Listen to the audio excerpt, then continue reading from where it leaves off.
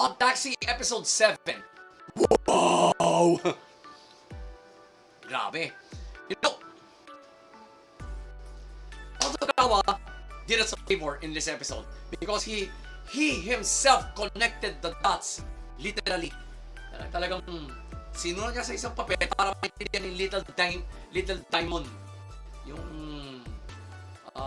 kakabal ni Big Diamond na mabait na pulis yun, right? Si Big Diamond naman corrupt.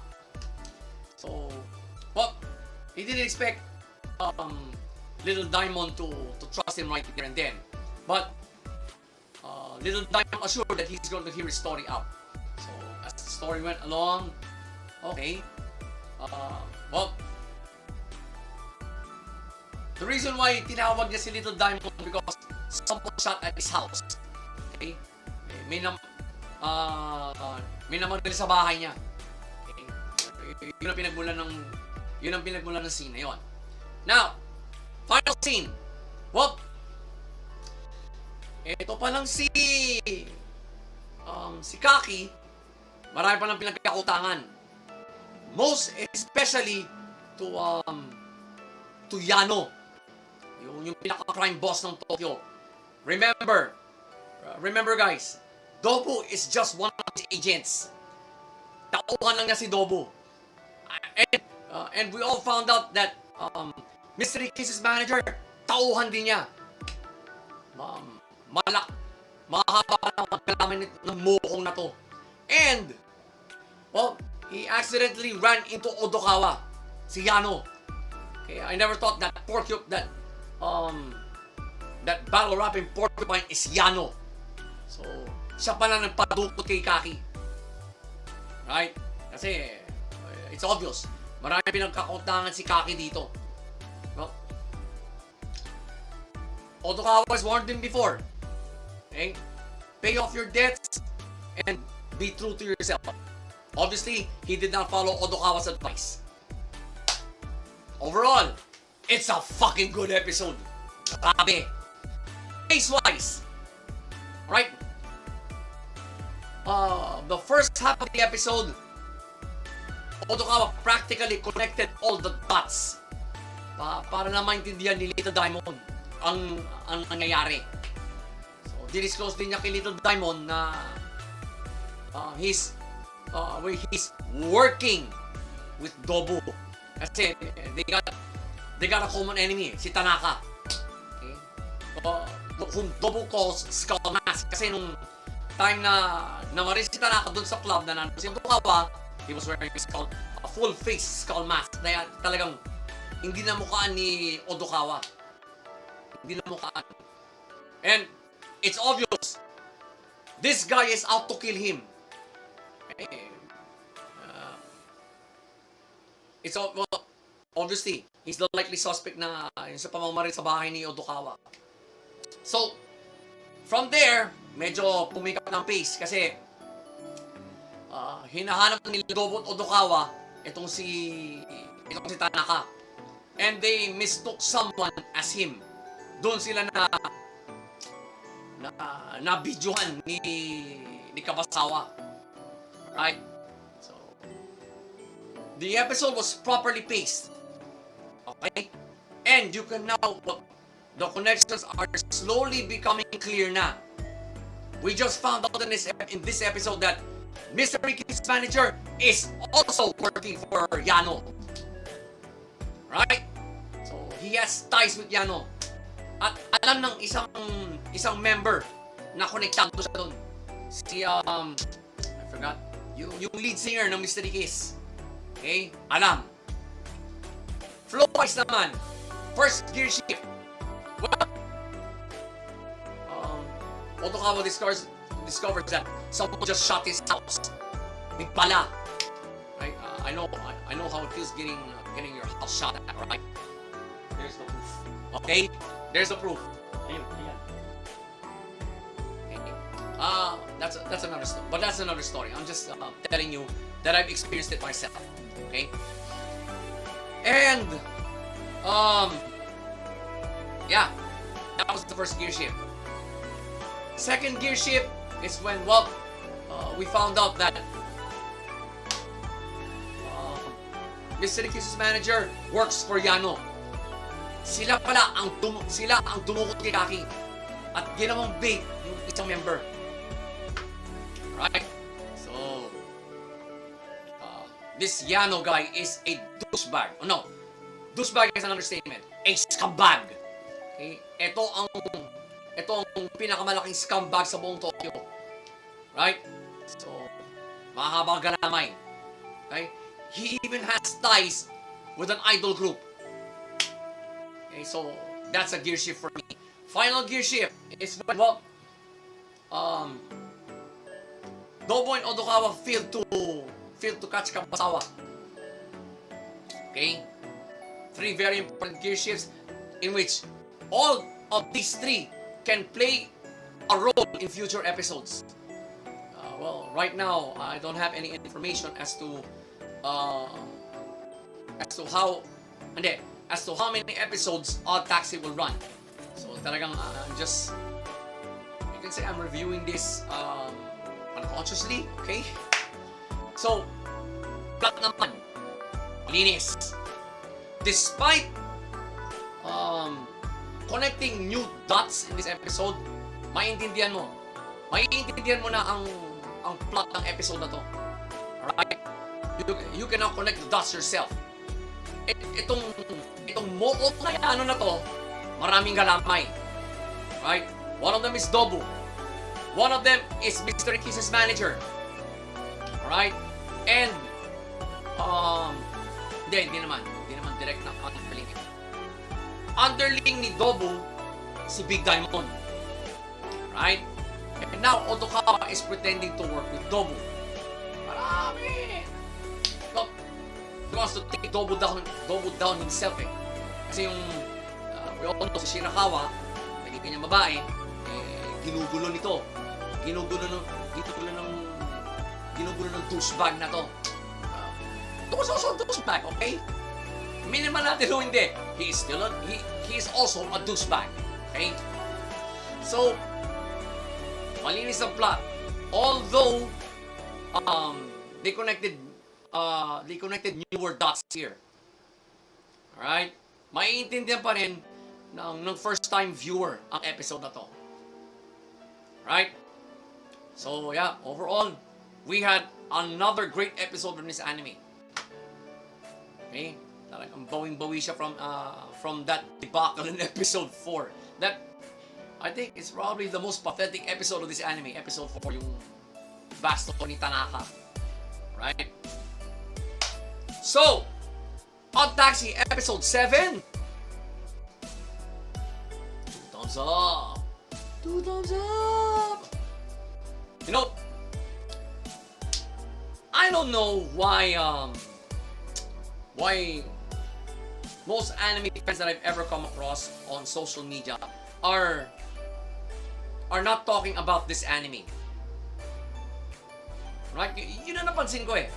They can talk about 86. They were talking about the Shaman King reboot. Well, understandable. Okay. They're also talking about the 7 Deadly Sins. Okay. People are now beginning to talk about the final season of the 7 Deadly Sins.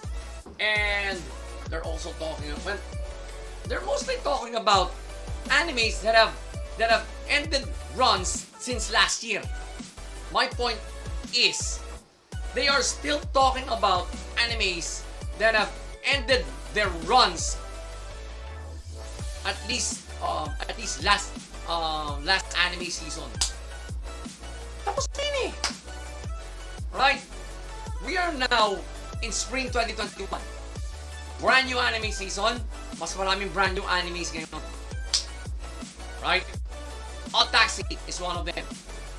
But no one on social media is talking about this. Nakaka 7 episodes na. Hindi nyo pa pinag-uusapan. It's a great anime. Right? Well, for me, it's slowly starting to look like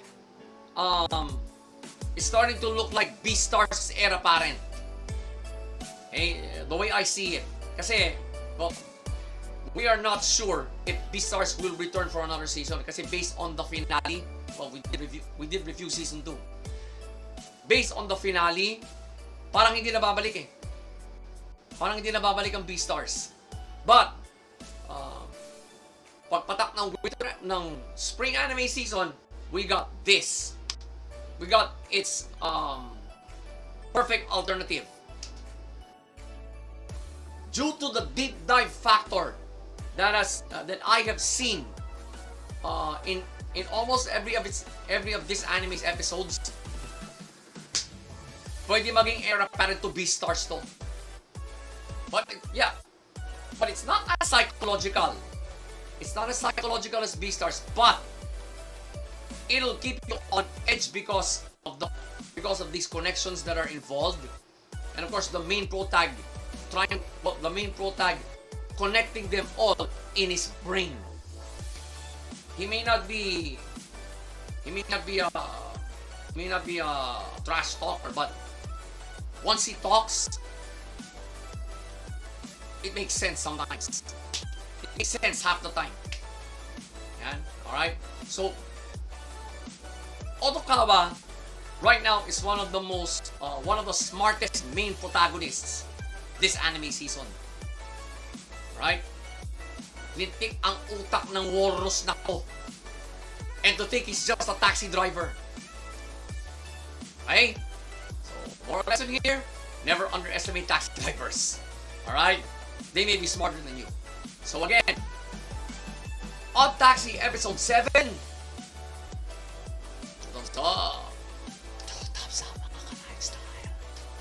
Well, next episode has been teasered.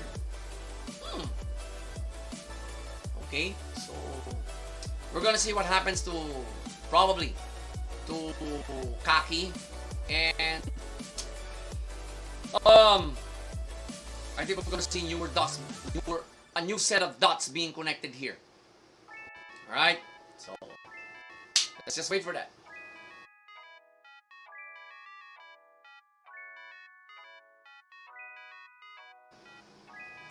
For a backstory episode, really impressive. Okay, it's really impressive. Well,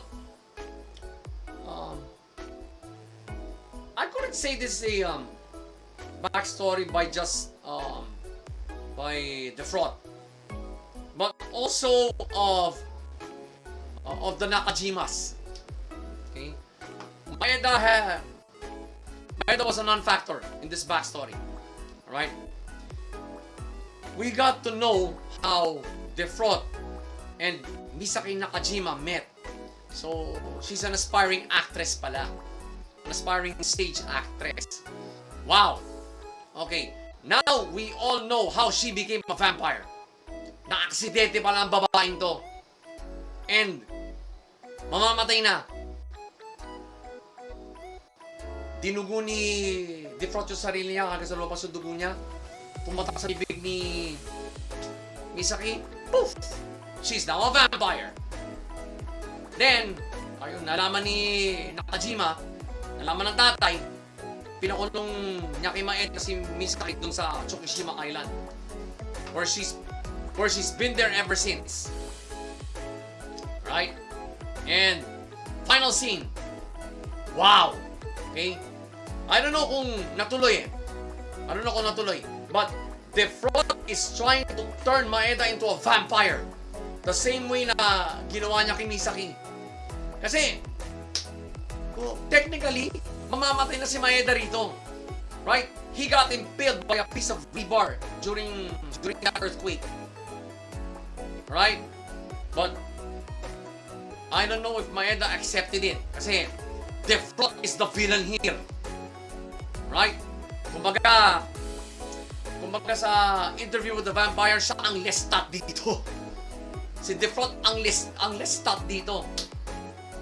Right? He's the villain. Siya ang kalaban dito. Kasi, well, we found out in episode 6 na katransactive pala niya si General Nakajima. Right? Wow. Okay? It's quite the intriguing backstory. And Well, I'm not a big fan of backstory episodes, but this one, hindi ako inantok. There were no sleeper moments in this episode, although it was a backstory one. Overall, it's a really good episode. For the backstory, for an episode that tells probably the villain's entire backstory, his entire take on this. Okay? Kumbaga, pinaka-origin nila di sa defraud ito. Pace. Yeah? Mabagal, pero it's not the type that will put you to sleep. Yung pace ng episode na to. Okay? I don't know if it's the music or basically the story. But as to the pacing of this episode, it's just right. Right? It's just right. Normally, a backstory episode would have a lot of sleeper moments. Right? It would have a lot of sleeper moments. Medyo aantukin ka. But no. All through the entire time that I was watching this episode, hindi ako inantok. Miraculously, hindi ako inantok. But let's explain it further with the flow. Okay? First gear shift, of course, Maeda and Defraud meet. While Maeda's and his literally within an inch of his life. That's a gear shift. Okay? It is also the opening scene. So that's when the backstory part started. Okay? Then second gear shift. Okay. When Misaki saw her father transacting with a vampire. Right? Now we don't know who this is. Pero imposible si Defraud to. Kasi Defraud is still busy with his acting, with his career as an actor. Right? So, malamang tauhan niya to. Tauhan niya yung pinadala niya kay General Nakajima para kausapin. Right? This would play a role. Okay? This would play a role later on in the episode and probably in future episodes. Alright? Final gear shift is of course the final scene. Did Defraud became successful in turning Maeda into a vampire? We don't know, pero it was clear, may intent siya. It was clear na may intent siya. Okay? So, two of the three gear shifts I saw here may play a role in future episodes. Well, not may, will. It will play a role in future episodes. That's the way I see it. Okay, that is the way I see it. Plot naman. Yeah? Planchado ang plot. Right? The viewers need a clear understanding of how Defraud takes all of this. Ano pinaghuhugutan ni Defraud?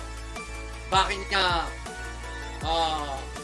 why is he posing as a stage actor at the same time leading this charge of vampires to Japan? Okay? So, you can say na may halong politika kasi may connection siya sa British Ambassador eh. Si Defraud. May connection siya sa British Ambassador to Japan. Okay? Kaya siya nakarating sa Japan. Deep dive factor, folks. I just realized it now na may deep dive factor pala ang episode na ito. Okay? So, yeah. The pace, flow, and plot pala, they all work together in this episode. Even though, mind you guys, okay? Mind you mga ka-lifestyle, this is a backstory episode. Okay? No sleeper moments, and may deep dive factor pa. Wow. Right?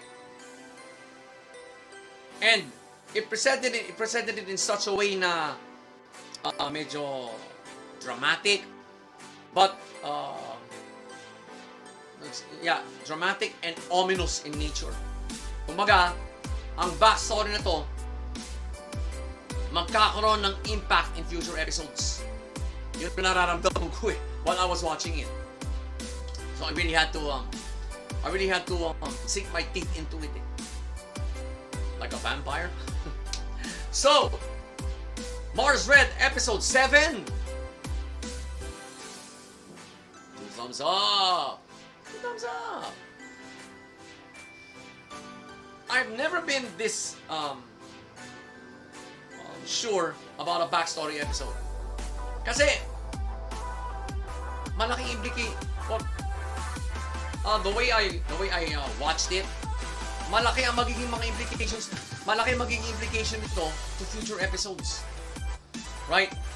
Now we know how Misaki became a vampire. Kasi technically patay na siya. Na-aksidente na nadaganan yata ng isang props na mabigat while she was rehearsing. So, tanak ang dugo. Normally, you're dead. Pero, ang nag-save sa kanya, si Defraud. Well, what kind of saving is that? You just turn to go into a vampire. You just sent her to a life of eternal damnation.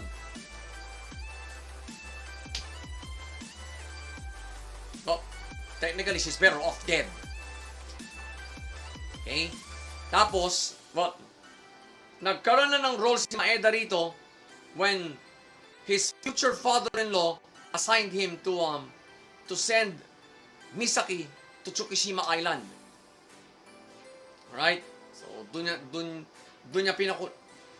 pinakulong ni General Nakajima yung sarili niyang anak. Wow. And I never thought General Nakajima is this corrupt and heartless. You know, he wants a totally an all vampire force sa Japanese military. And to do so, he had to transact with Defraud in episode 6. Tsaka yung, siyempre, nagpapadala, may point man sila. Nakikipag-transact siya doon. Alright? If you ask me, General Nakajima is one corrupt son of a bitch. Right? And he needs to be dealt with by Code Zero. Kung mabuhay man dito si Maeda or mamatay, Code Zero needs to continue. Needs to continue their mission. Okay? Kasi, mangyayari, si Kagayama, matay na. Medyo may edad. And if Colonel Maeda dies here, tatlo na lang sila. Tatlo na lang sila doon sa Code Zero. So, this episode will have implications in the next succeeding episodes. Remember guys, episode 7 to, the halfway point of this anime's run. Mars Red is only scheduled for 13 episodes. So we're in the halfway point na. Next up is episode 8. Second half of the run na yun. The final half of the run na yun. Okay, malapit na magtapos ang anime na to. So we better sink our teeth into this anime before we regret missing out on it. Right?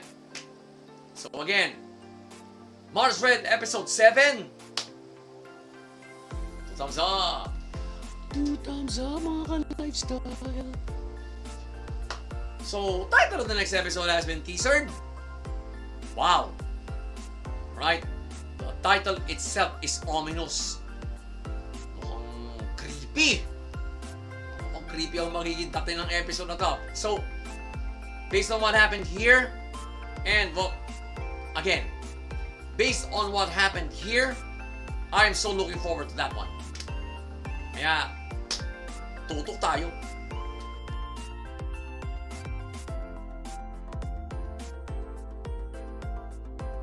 The 7 Deadly Sins Dragon's Judgment Episode 19. Wow!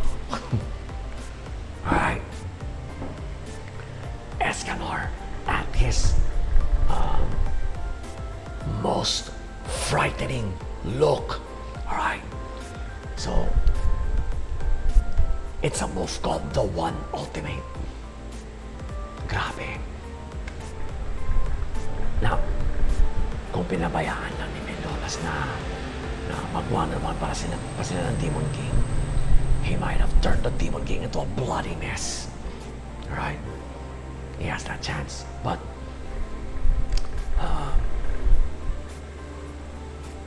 Meliodas quickly intervened, and that gave eventually relented to Escanor's request of he's only doing.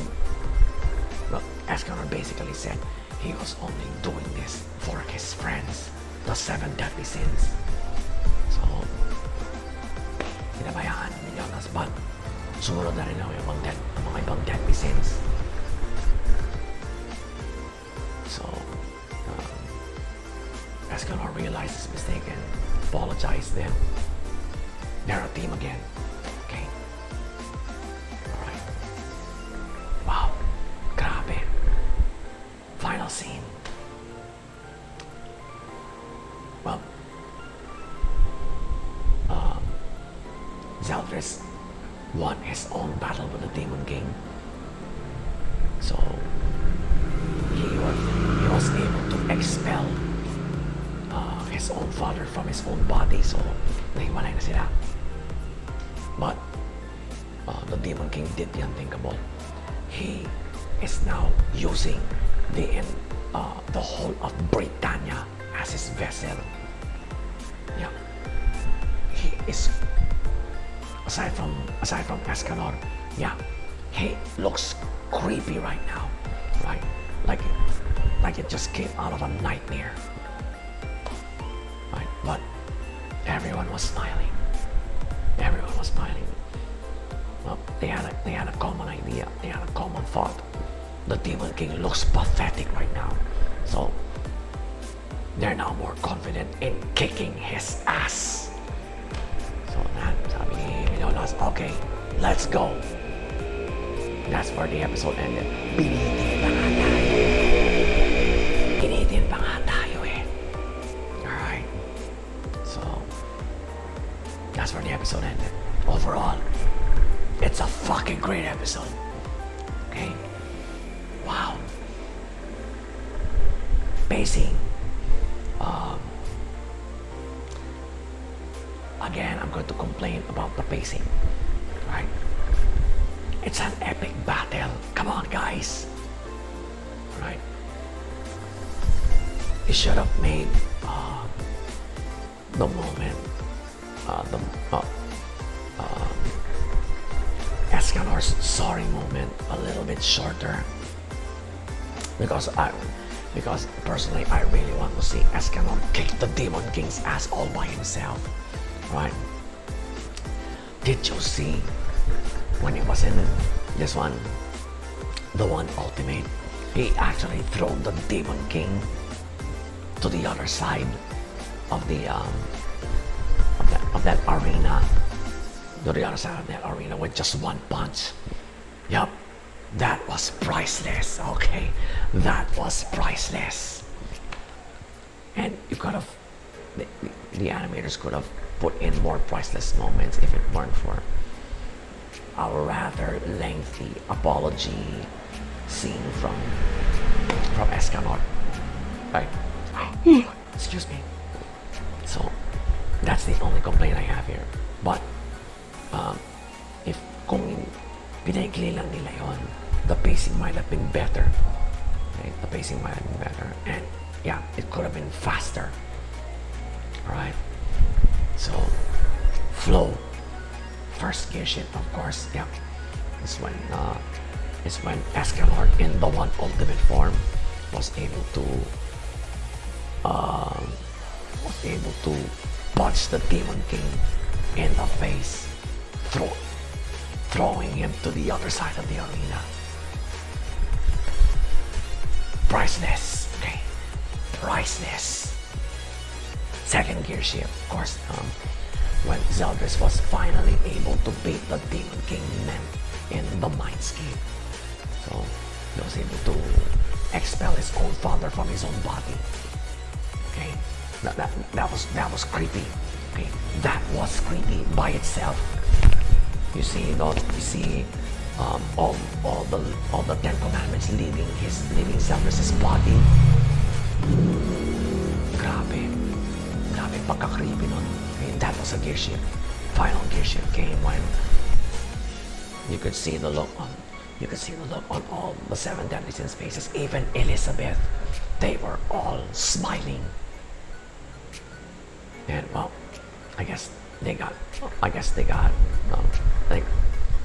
thinking the same thing at this point. The Demon King looks and feels pathetic right now. He's just soil, wood, leaves, rocks. He's just that. So, to them, the Demon King looks pathetic now, and he looks easier to beat because he was more formidable when he was inside Cestus. Right, when he was still using Cestus' body, he was very formidable. And now, like Merlin said, is that all you can do right now? So Meliodas just gave the order, okay, let's kick his ass now. That's how the episode ended. Okay, that's a gear shift, right? First time I've seen that look on all the seven deadly sins' faces, right? Not since, I think. Yeah, first time that I've seen that look on all their faces. Not talagang they are now they are now that confident in kicking your sorry ass. Okay, first time I've seen that look on their faces.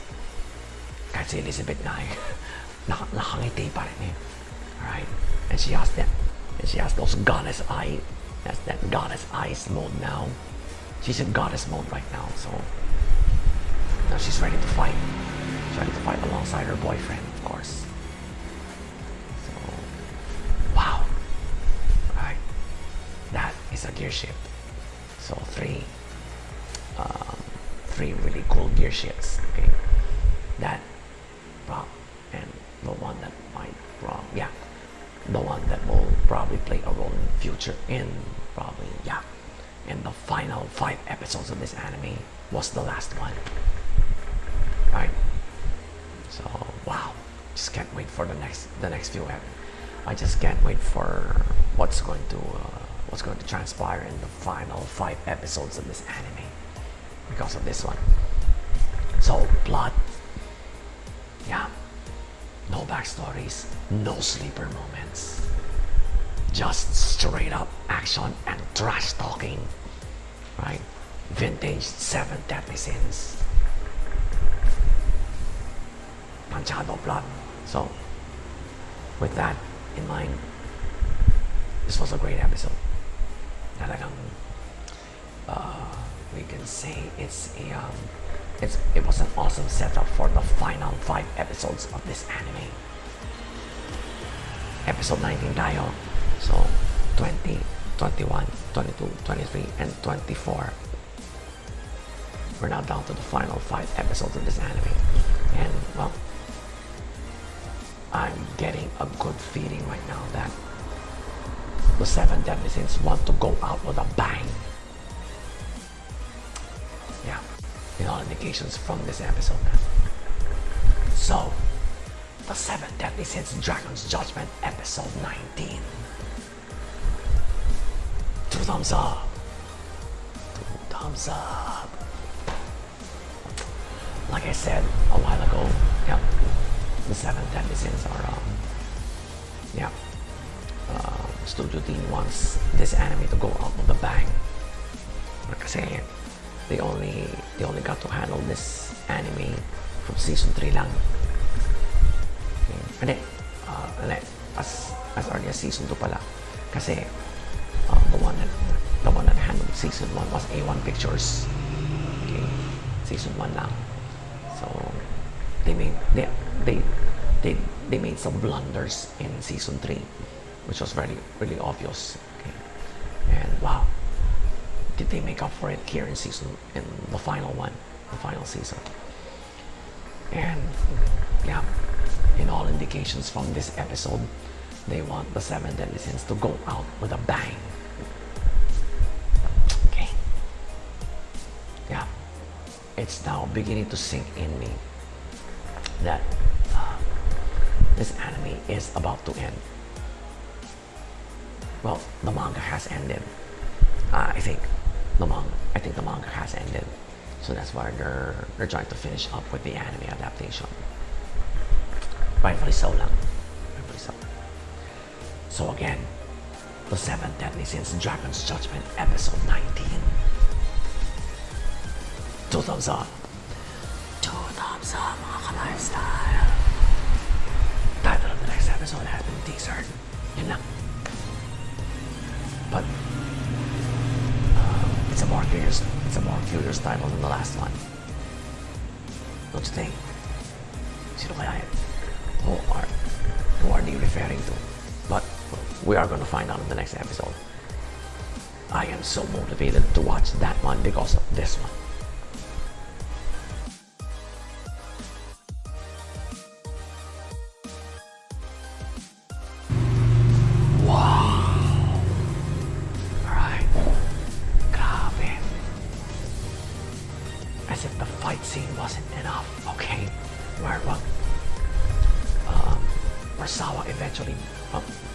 Eventually beats Chukishiro,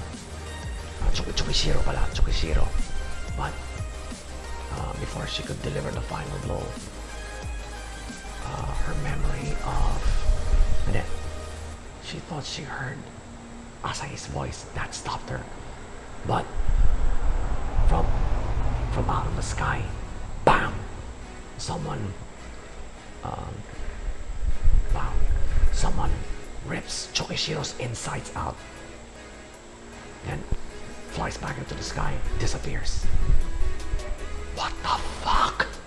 Okay, this is probably the biggest WTF moment of this whole anime. All right, kahit si Sawa nagtaka eh. What was that? What was that? Right, but reality quickly sank in. She let's call this. She just lost her taste for life. And we would see the final 2/3 of the episodes of her just trying to kill herself, just trying to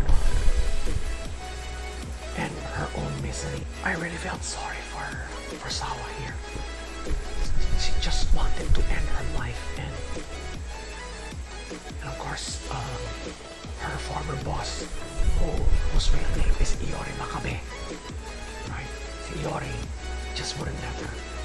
She even challenged Iori to kill her, but Iori just wouldn't pull the trigger. Right? Talagang nawalan na ng gana ng buhay. Nawalan ng gana sa buhay si Sawa dito.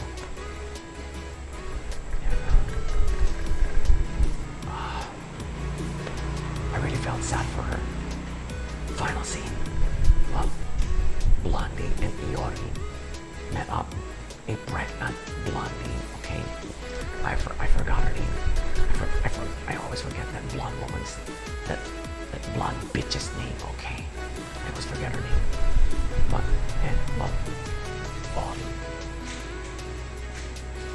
Iori's final words were, "One last job." What did he mean? What did he mean? Alright. Overall, it's a great episode. Okay. It's a great episode. Pace-wise, excuse me. Pace-wise, yeah, tama lang. Because after the fight, the battle between Sawa and Chokishiro, that they began the pace slowed down. Understandable, because the animators really need to impart to the viewer what Sawa is going through and how stricken she is of sadness. Alright, so sakto lang yung pacing, okay, and it's just both justifiable. Alright, you could really feel the sadness in this episode from the final two-thirds, probably the final two-thirds of this episode. You could really feel the sadness reaching out to you as the viewer. Alright, flow. Well, first gear shift came when out of nowhere this winged being suddenly kills Chokishiro, then leaves. Now, I don't know what the heck was going on there.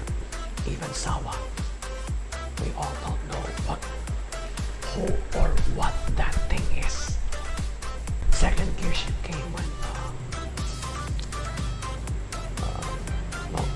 when she tried to kill herself. Again, that was the final gear shift I saw. When she tried to drown herself and pinigil na siya ni Hiyori. Yeah. That was tough to watch. That was really tough to watch. Right? Imagine a beautiful face like that, thinking suicidal thoughts all day, just doing her darndest to kill herself. And she had that chance. She tried to drown herself,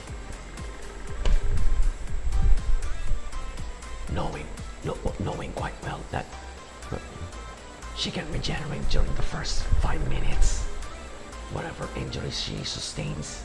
Kasi yun ang benefit ng pagiging yung supernatural being, the ability to regenerate to fully recover from her injuries. Kasi during the first 5 minutes, if she's experiencing a slow death, she will recover right away.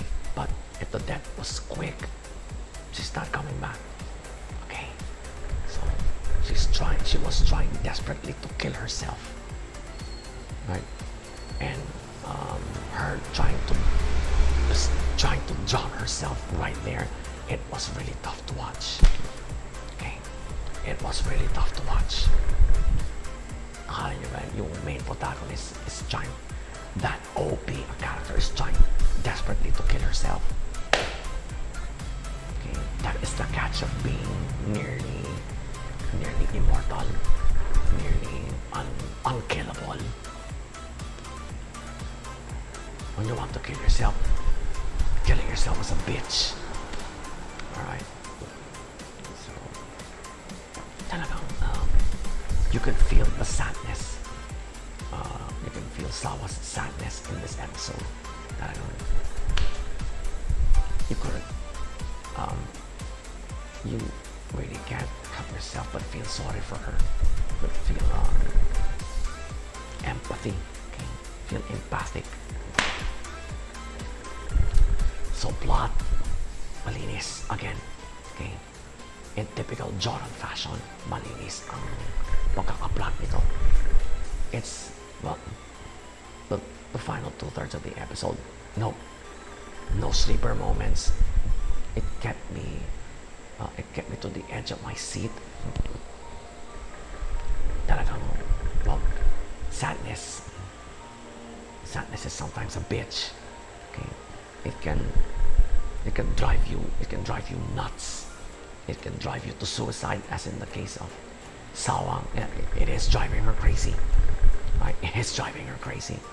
Hindi nga niya malaman kung paano niya papatayin yung sarili niya. She just couldn't She's just gonna figure out how to kill herself, and probably drowning herself would be the most effective way. Okay, malinis yung pagkakaplot ng episode na to. Hands down. So yeah, pace, flow, and plot came together in this episode. And you know what happens when that happens. We just saw a great episode.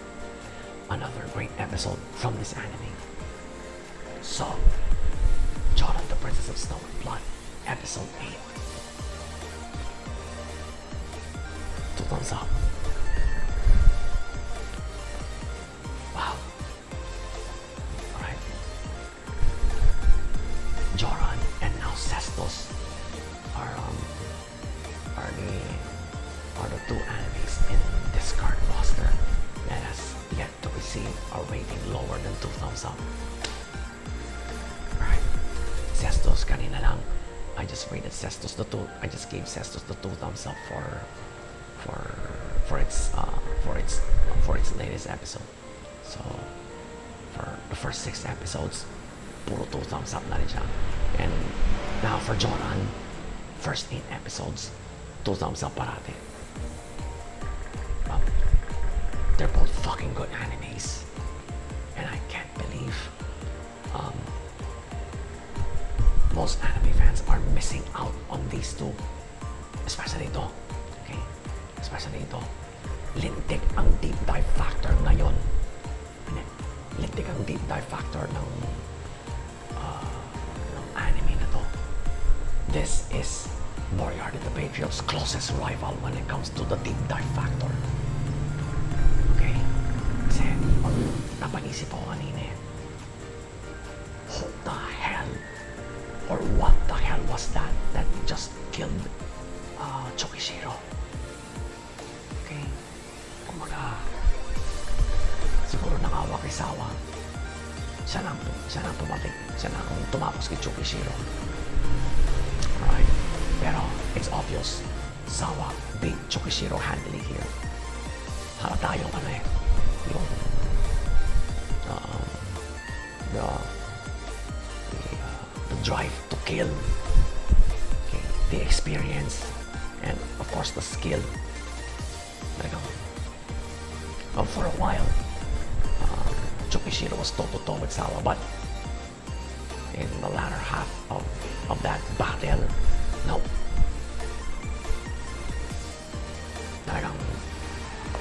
She's outmatched by Sawa. Sawa. Nakawa lang sa kanya, hindi siya pinubutan ng ulo right there and then. Okay. And well, someone else did it for Sawa. Well, we don't know who this winged being is. Okay, we don't know. So, talagang mapapaisipin, and of course, you would actually delve into Sawa's own psyche, the state of mind she is right now. Everyone around her has died already, and she still thinks that that Noe is still treating her like a weapon. Kasi yung tingin niya ngayon kay Yori kasi yun ang boss niya. And I was a bit shocked when she said that, when she challenged Yori to kill her. Sabi niya kay Yori, kung ayaw mo akong magpakamatay, edi ikaw pumatay sa akin. Ngayon na. Wow. Right. That can really bring out the deep dive factor in any anime episode.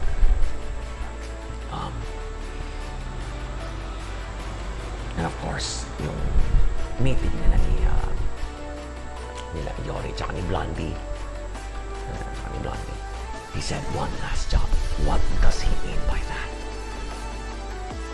Ano ibig mo sabihin ni Yori with one last job? What the fuck do you mean? Alright, what the fuck do you mean? So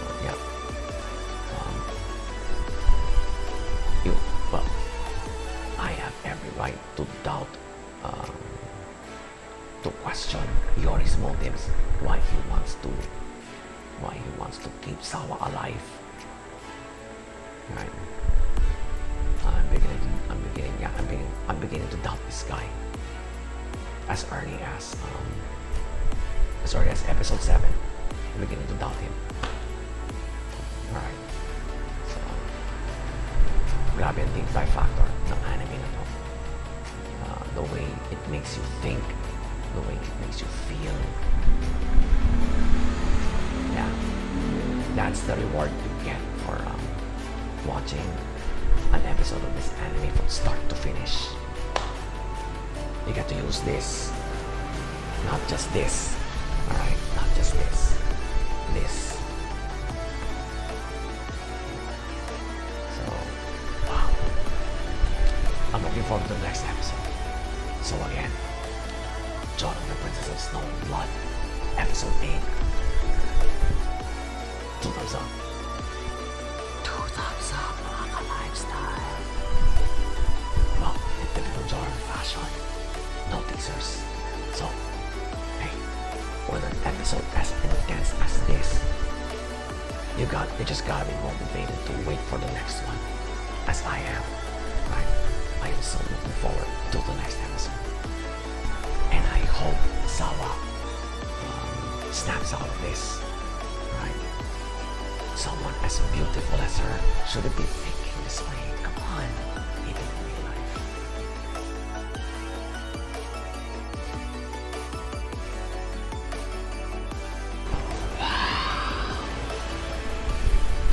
You know what? I couldn't believe I'm doing the Cestus review in ASMR, but it's 10 p.m. right now, so I got no choice. So, the match ends with Cestus using his own version of the Decapitator. Wow! Yun pala ang tinuro sa kanya ni Safar, yung kanyang trainer. Grabe! Yung parang sinasabing killer move ni Safar na ituturo sa kanya, na ituturo niya kay Cestus. Cestus wins the match and Sabina disowns Emden. But before Emden leaves Pompey, tinanong siya ni Safar, sino ang nagturo sa'yo ng Decapitator? And kinwento na ni Emden kung sino. But the bad thing about it is he never knew his name, his master's name. Pero sinabi ni Safar kung sino yun. His name was Demonitus. And Safar disclosed that he was the only man he ever called master. Final scene. Cestus and company, they leave Pompey. They end the tournament actually. Who left Pompey? The glorious hero, Cestus.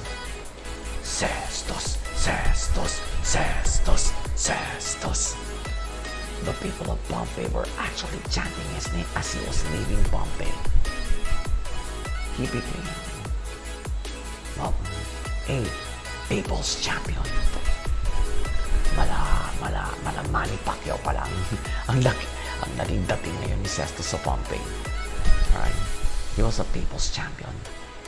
And Nashka, as a sign of gratitude, told him that if he would drop by Pompey again and he's looking for a job, just drop it.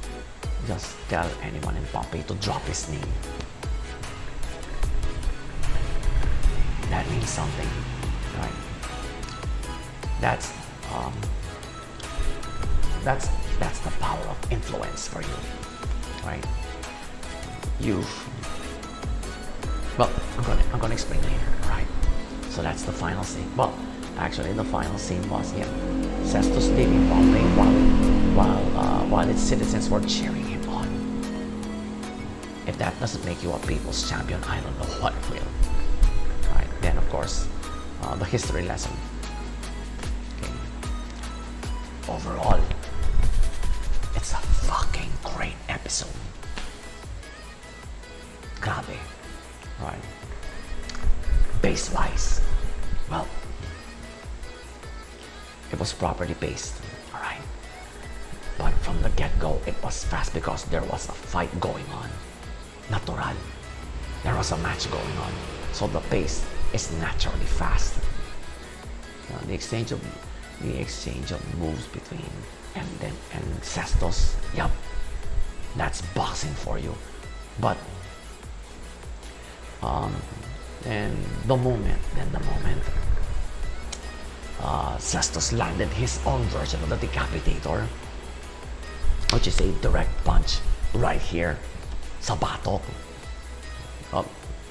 That downed Emden, and well, he just couldn't get back up on his feet because, well, as the narrator explained, when you're struck here, okay, it definitely ceases all neural activity. The brain won't be able to communicate with your other muscles and organs. Right? You are basically paralyzed from the neck down at that moment. When it's a well-placed strike here, kasi nandito yung medulla natin the medulla oblongata. If you get hit right there or somewhere near it, basta parang doon, asahan mo, hindi ka makakabangon ng madali. It won't be easy for you, or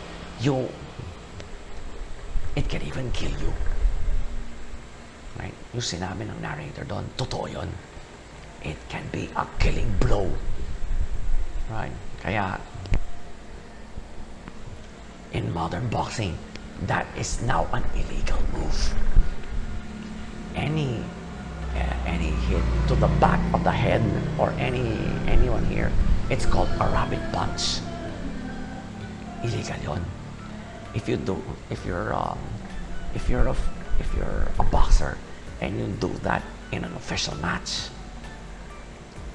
dalawa lang mangyayari sa'yo. Either points deduction or you're disqualified. You automatically lose the match. Alright? Depending on where the fight is, of course.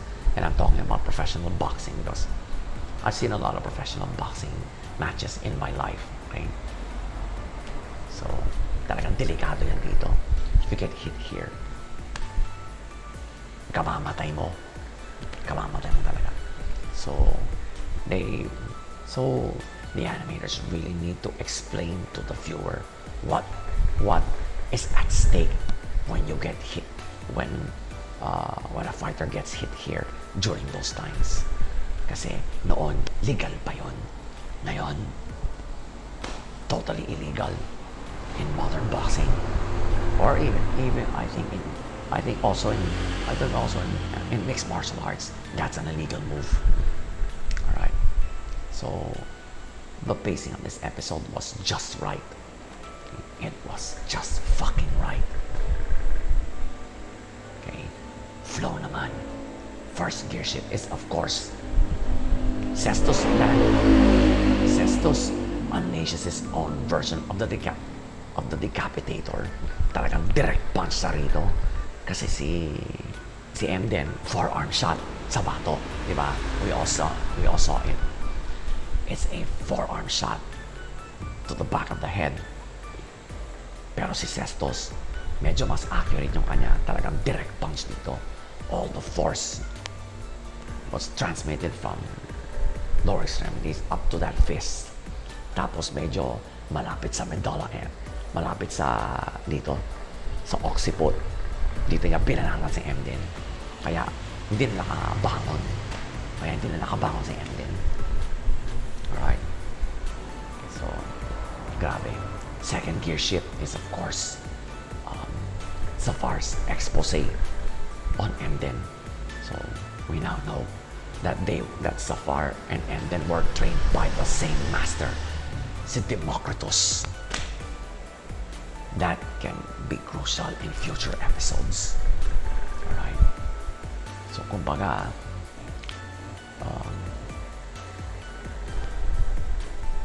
the Decapitator has reached 3 generations of fighters.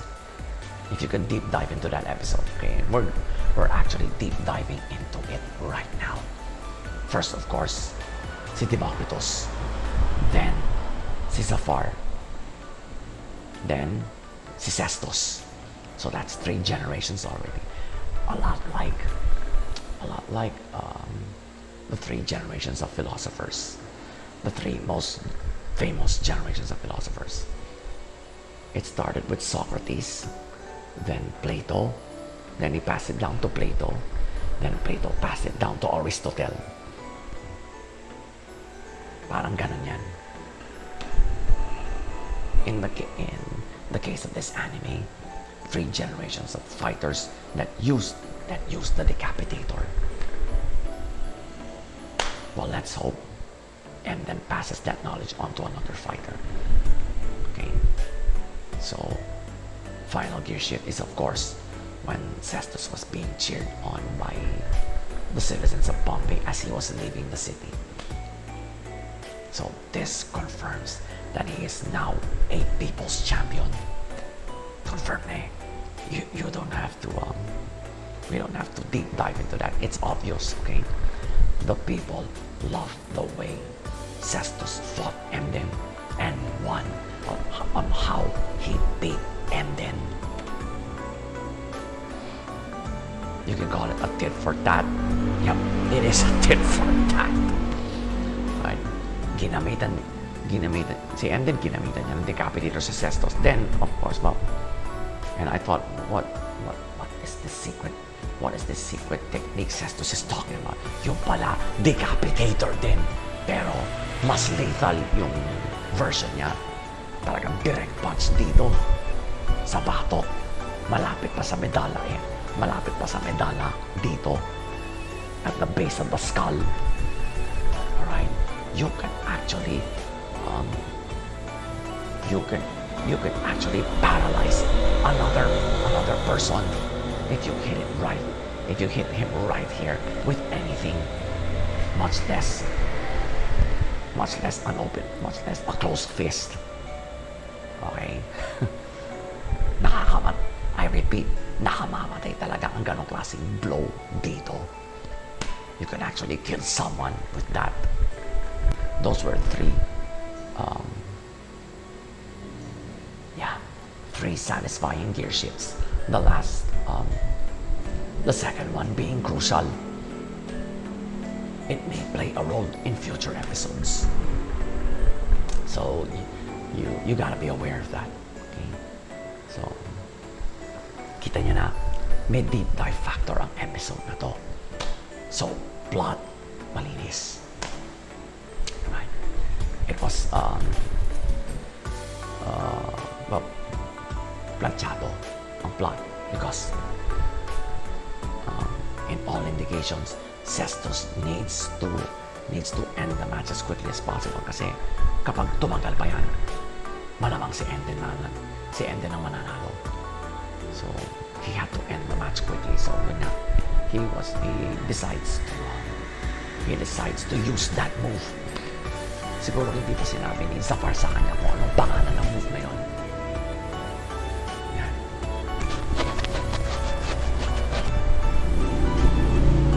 So, the pace, flow, and plot game worked well together, worked like a team for this episode. Wow. Cestus. So, Cestus the Roman Fighter, episode 6. A solid and ASMR type to us, to thumbs up. 6 episodes in, and yeah, Cestus has yet to receive a rating from me lower than the 2 thumbs up. Okay. Yeah. For six episodes in, 2 thumbs up pa rin ang binibigay ko sa anime na to.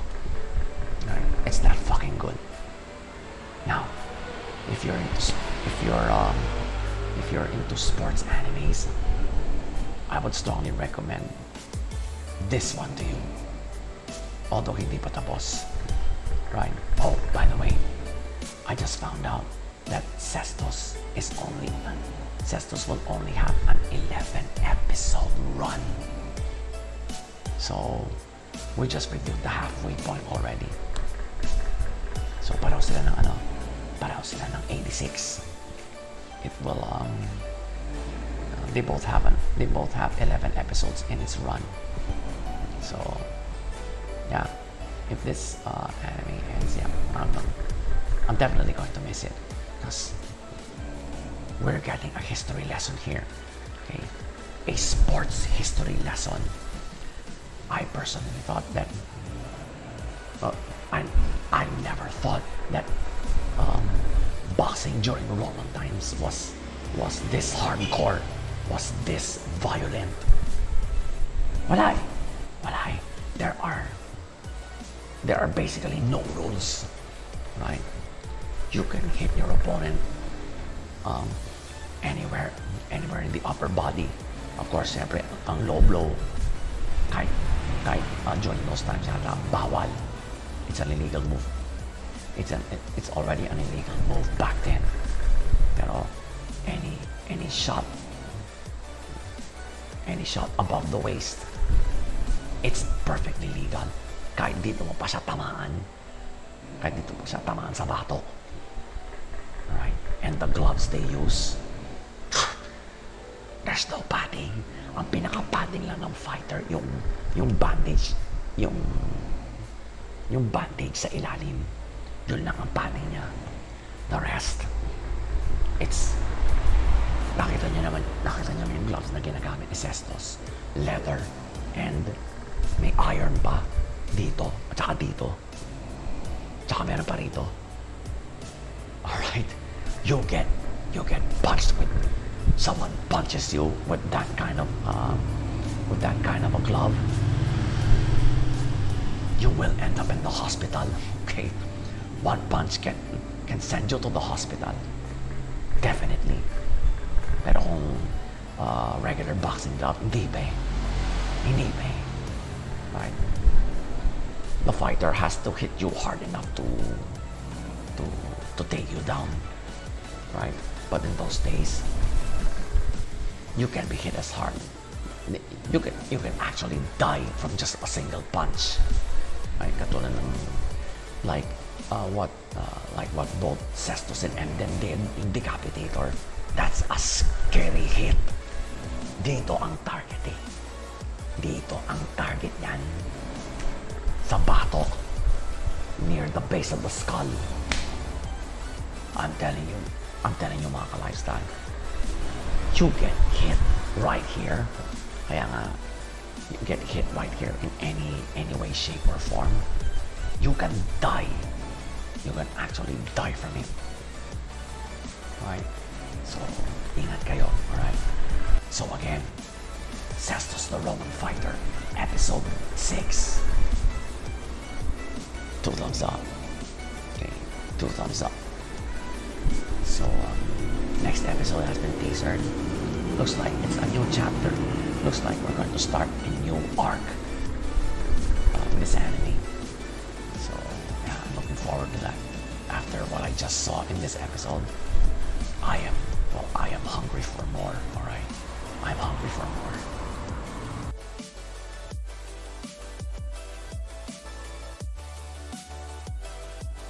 Wow! You know,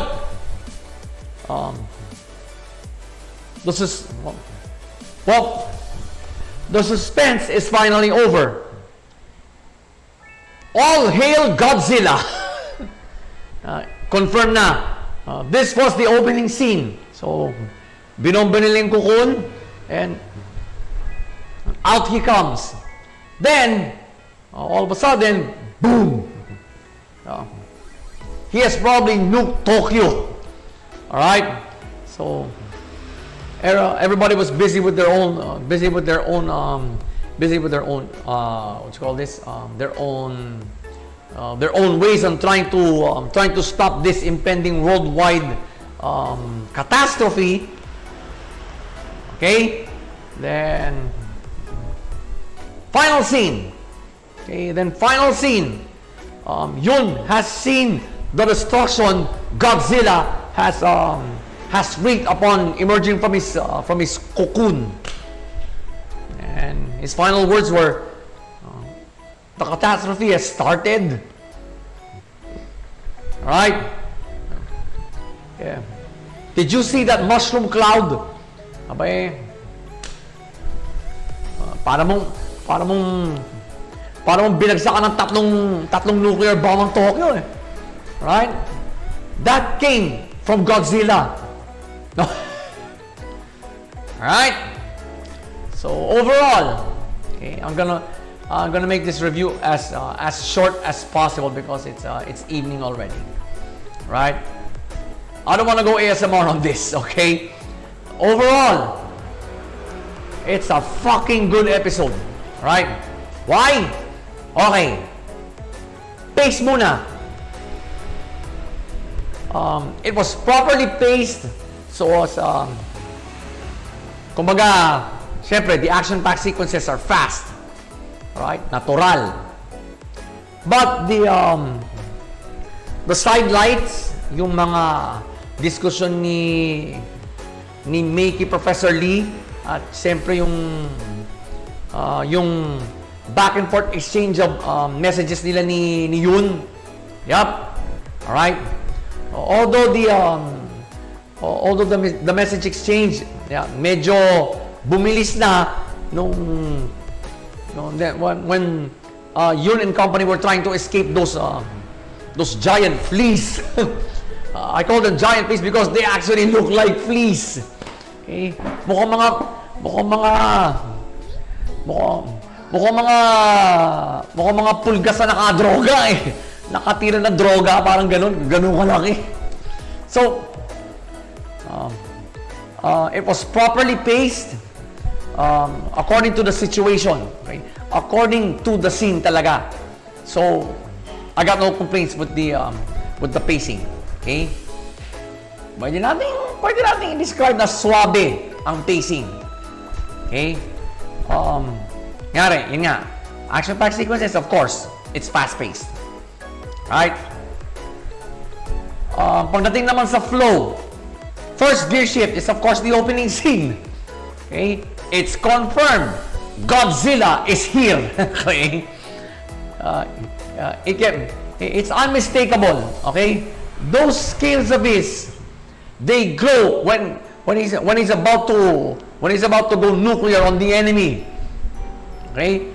Pero may added feature ang Godzilla na to. Merong pa na siyang pinapalabas sa parang bilog na gano'n na ilaw. Kumbaga parang asintakan niya. Grabe. Alright? This is probably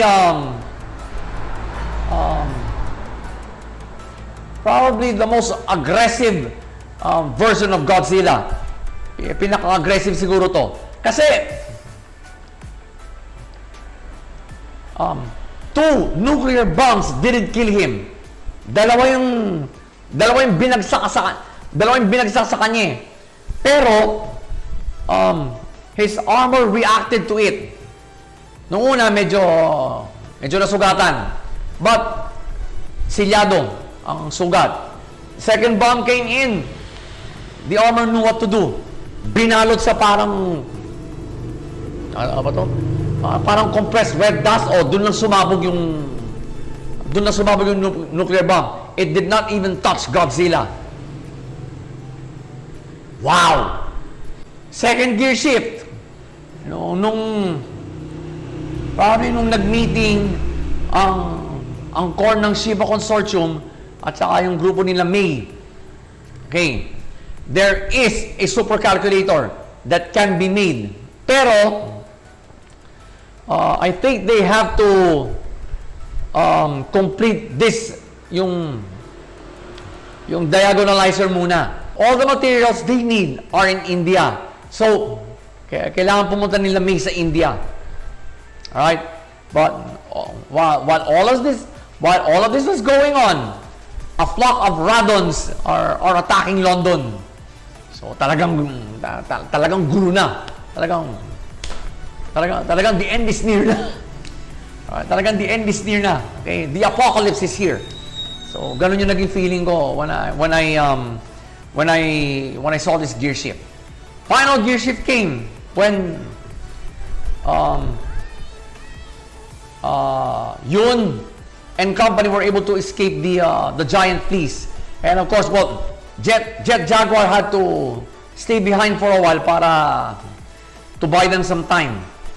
But she was able to escape as well kasi she was able to board that boat. Pero halos wala na siyang baterya, so she went into sleep mode. So nakaganon siya sa stern ng bangkang sinakyan nila. Nakaganon lang siya. Nakaganon lang. But if it weren't for that moment, Yun wouldn't have seen that humongous mushroom cloud Godzilla made. Right? Doon niya nasabi yun. The catastrophe has just started. So talagang wow. It felt ominous. Okay? It felt really ominous. Okay? So yeah. Okay. So now we'll have to determine if Godzilla is an enemy or an ally.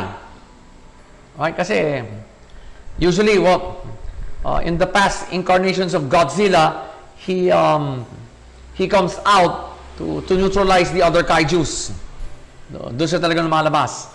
In the last Godzilla movie I saw, ganun ang ginawa niya kasi.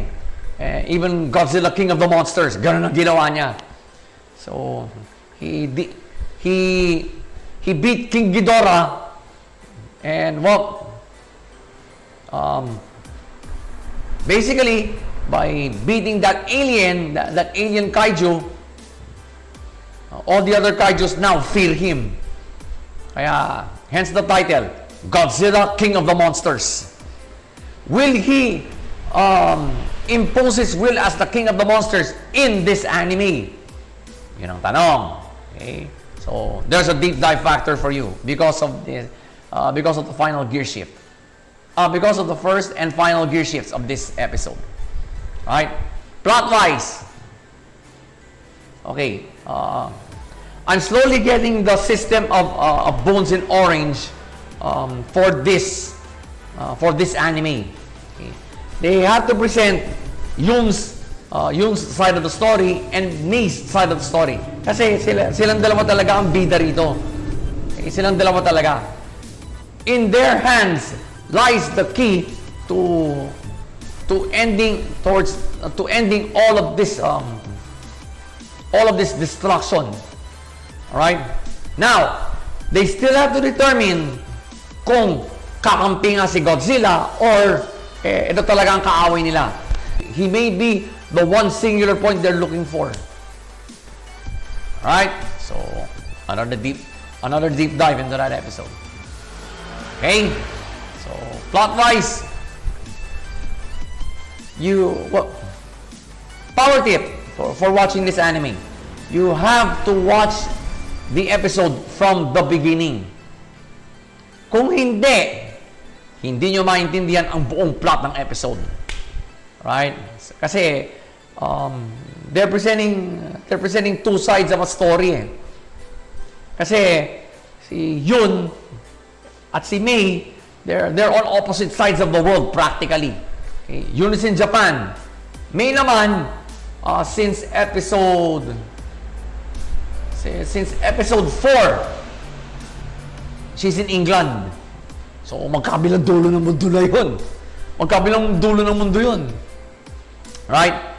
And they're trying to find a solution to all of this. Despite the distance. Okay? So, medyo nagigets ko na talaga yung pagkaka-plot ng anime na to. Okay? And this episode proves that. Okay? That the formula by Bones and Orange is slowly working. It is slowly working kasi lalo na this is the second half of the run. Pero they have improved on the plot. They have been improving on the plot since episode 5. Since episode 5. Okay? So, like I said, maganda ang pagkaka-plot ng episode na to. Alright? So, it makes it a fucking good episode. Alright? Kasi may action sequences, then of course, their exchange of theories. Talagang they are racking their brains just to come up with the best solution to end all this. Okay? So, Godzilla Singular Point, Episode 9. Tumingin pa eh. 2 thumbs up! Right? 2 thumbs up! You know, I cannot help but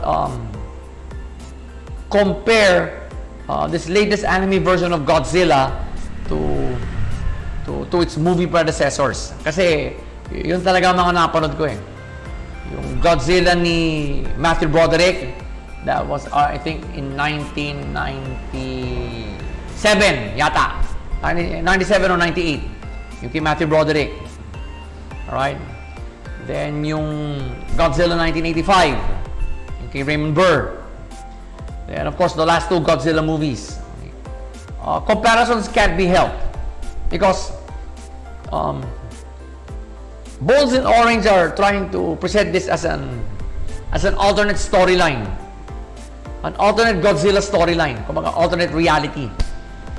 So far, yeah, they are doing a good job. Kasi, this is the first time that Godzilla has appeared this way. Via metamorphosis. We all thought that that fast swimming kaiju is it's a kaiju nonetheless, but it's not Godzilla. Pero as early as episode 8, okay, the previous one, they have already named this thing Godzilla. I thought, hindi. Right? Godzilla is not known to be a fast swimmer, but he can swim the oceans. Alright? He can swim the oceans. He can hold his breath underwater.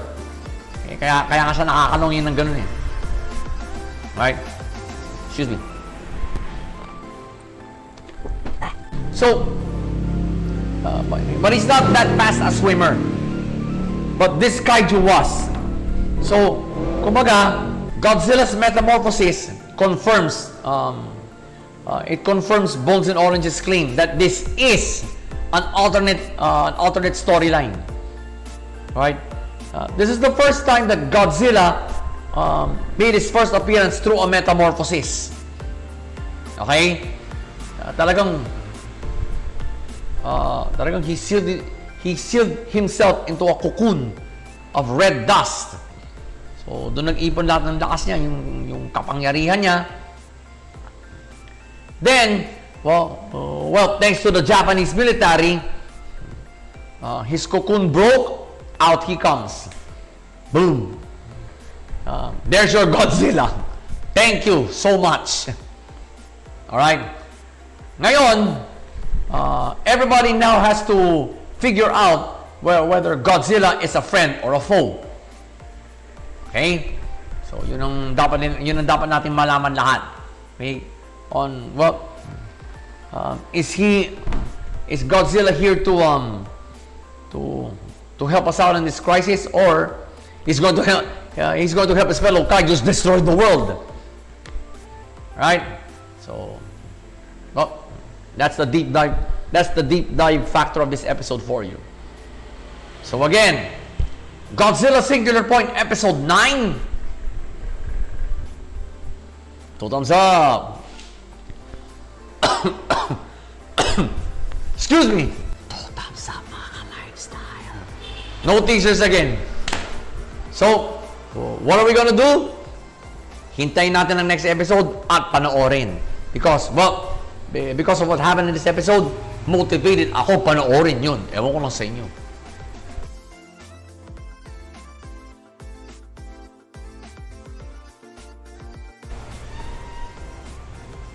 Impressive.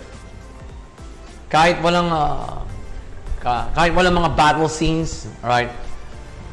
I'm gonna tell you why. Kasi this is basically an aftermath episode. Alright? Medyo so umpisa nagkatampuhan sila Yo at Manta. But Yo only did that just to keep Manta away from further danger kasi nadami nga sa laban si Manta yung huli, di ba? Sa last episode. Final scene. It has been back-to-back episodes that Ren ended the episode. No, I'm getting tired of Ren and his very disturbing antics. All right? But if you look at the other side of the coin, you can say that the match between Yo and Ren, the rematch between Yo and Ren has been built up for 2 episodes now, because Ren always ended the episode. Right? So, I'll explain later, okay? Medyo may deep dive factor in episode na to eh. Okay? So, overall, it's a really good episode. Okay? It's a really good episode. Pace-wise, for an aftermath episode, yeah, it's somewhat fast. Alright? It's somewhat fast. Pero, fast in a good way. Bakit? Kasi, there was a funny moment here. Okay? Si Tamao, she has 2 guardian spirits. Kababata nila Yo at Ana to eh. Kababata nila to. Pero, may, matagal na siyang apprentice ng Asakura family. Okay? May hidden feelings pala kay Yo to. Pero, sorry Tamao. Kumbaga, Yo is now engaged to Ana. Yeah, sorry ka na lang. But anyway, that's another story. But anyway, may dalawa siyang guardian spirit na nagsinungaling sa kanya. Okay? For the first time. Hindi kasi nagsisinungaling ang dalawang guardian spirit na to eh. When it comes to foretelling the future. Kumbaga, kasi diviner siya eh. Ang natargetan ng divination nila, si Manta at si Ryunosuke. Na ito raw magdadala ng malas sa Asakura family. Hindi sila lubong nila. Here comes the funny moment. Okay? One of them actually pisses on Manta's face. Alright? Tapos yung isa naman, nilobro si Ryunosuke. Okay? This is how mischievous these two guardian spirits are. I forgot. Monchi and Conchi ba yun? Parang gano'n ang pangalan nila eh. Monchi and Conchi. So, ganito kapasaway ang dalawang to. Right? Let me repeat. One of them, low blows Ryunosuke, while the other, habang hawak ng isa, inihian yung mukha ni Manta. Right? Now, those two were funny moments. Right? Sabi ko, tang ilong, mga pasaway pa itong Guardian Spirit na to. So, well, the pace picked up more. Ayun, nung sumabat na si Ana, sinalba si Manta. Alright? In-interrogate yung dalawang Guardian Spirit. Ayun, lumabas yung totoo. Nagsinungaling sila. E di nagalit yung amo. Alright? So, hindi ito yung pacing ng episode, hindi mo kaiinisan eh. Although it is an aftermath episode. Because it had funny moments and some action-packed moments. Okay? I'll explain later. Now, flow naman. First gear shift was actually the first scene after the opening credits. Okay? Nung sinabi ni Yona kay Manta to his face that, well, he doesn't want Manta to be his friend anymore. So, siyempre, nagtampo yung tao. Sinunod na yung request ng, not exactly a request, but an order from the parents na mag-America na siya, doon na siya mag-aral. So, but despite that, deep in Manta's heart, he still wants to be Yo's friend. Okay? So, kasi for the first time in his boring life, nagkaroon ng excitement. Right? Yo provided that excitement. Yo has a point. Kasi muntik na mamatay si Manta sa last episode eh. So, and he's holding himself accountable for that. He's holding himself accountable. So, second gear shift. When Yo came out of that cave na kung saan tines yung sixth sense niya, he came out smiling.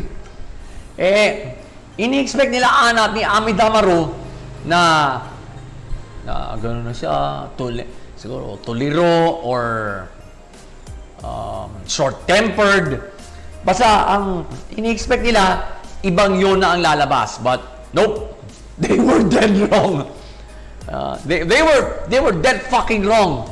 Because when Yo came out of that cave, nakangiti pa siyang gano'n. Tapos sabi niya, "Hi guys." "Hi guys." Sabi ko, tangin ang yan. You spent 7 days in an absolutely dark cave. Well, you came out still with your sanity intact. At parang gusto mo pa yung nangyari. Parang gusto mo pa yung nangyari. Alright? Looks like he enjoyed it. Okay? Looks like he enjoyed it. So, final gear shift came nung tinesting na siya ng lolo niya. Right? At nung bata raw siya, takot na takot siya dito sa oversoul ng lolo niya, yung Shikigami. But now, you could see the look in his eyes in that scene, as if he was telling his grandfather to bring it. So, successful yung test. He passed it with flying colors. Yun nga, sinabi ng lolo niya, no, "I wish you well. And the entire Asakura family is behind you." Something to that effect. So, laking tuwa ni Yo. Despite being an aftermath episode, tatlong magagandang gear shifts yung nakita ko rito. Okay? These are gear shifts befitting of a really great episode. Yung kumpleto, may battle scene, and there are tense moments. No, the only tense moment I experienced here was nung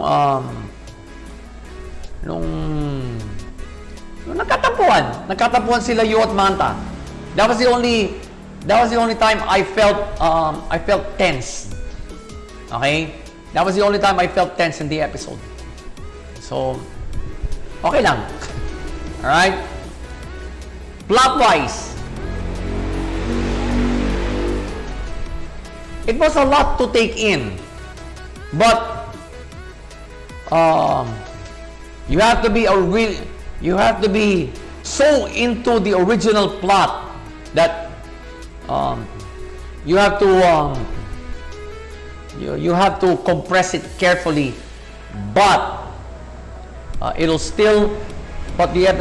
episode must still be understandable, at least, okay, at the very least. So, ganun yung nakita ko dito sa pagkaka-plot ng episode na to. Right?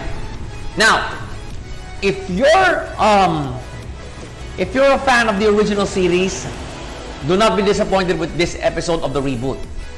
Okay? Tandaan niyo. Okay? Keep this in mind. Studio Bridge is following the Shaman King manga to the letter. So there will be variations in the storyline for this one. So treat the reboot like you're watching Shaman King for the first time. Like when you were watching the original series for the first time. Ganon ang trato dapat dito. So, para yung plot, magets mo. Kahit yung tipong kalagitnaan pala ng episode, gets mo na ang buong plot. Right? But in a good way. Okay? It still had its what you call this? Those aha moments. Right? The biggest aha moment here was when Yo's Oversoul evolved. Nakitang-kita, ibang-iba na ang forma ni Amadamaru as Oversoul. Ganda na. Saka mukhang mas formidable siya ngayon. Mas formidable. So, plot-wise, ayos.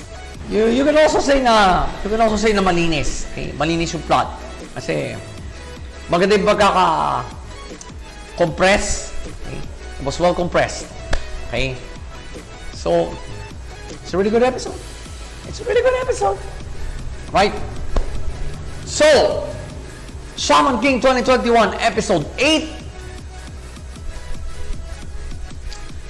Yeah. 2 thumbs up. Right?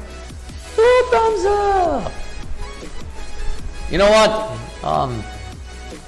Ren has this knack of ending episodes in a disturbing but a good way. Okay? Yun ang dating ni Ren dito ngayon eh. Okay? May pinaghuhugutan pala si Ren. Bottom line, he hates his own family because all his family cares about is revenge. Even after 1800 years. even after almost 2,000 years of existence. The only thing they cared about is revenge. So, may pinaghuhugutan si Ren on why he's doing all these things. Right? And why he's doing all these things. On why he wants to become the Shaman King. Alright? So, medyo mabigat. Medyo mabigat yung pinaghuhugutan ni Ren. Right? Number 1 there, he hates his family. Number 2, he wants to beat Yo so badly.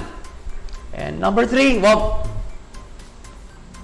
he wants to become the Shaman King to change all the to change whatever he wants to change. Okay? So, yeah. Okay.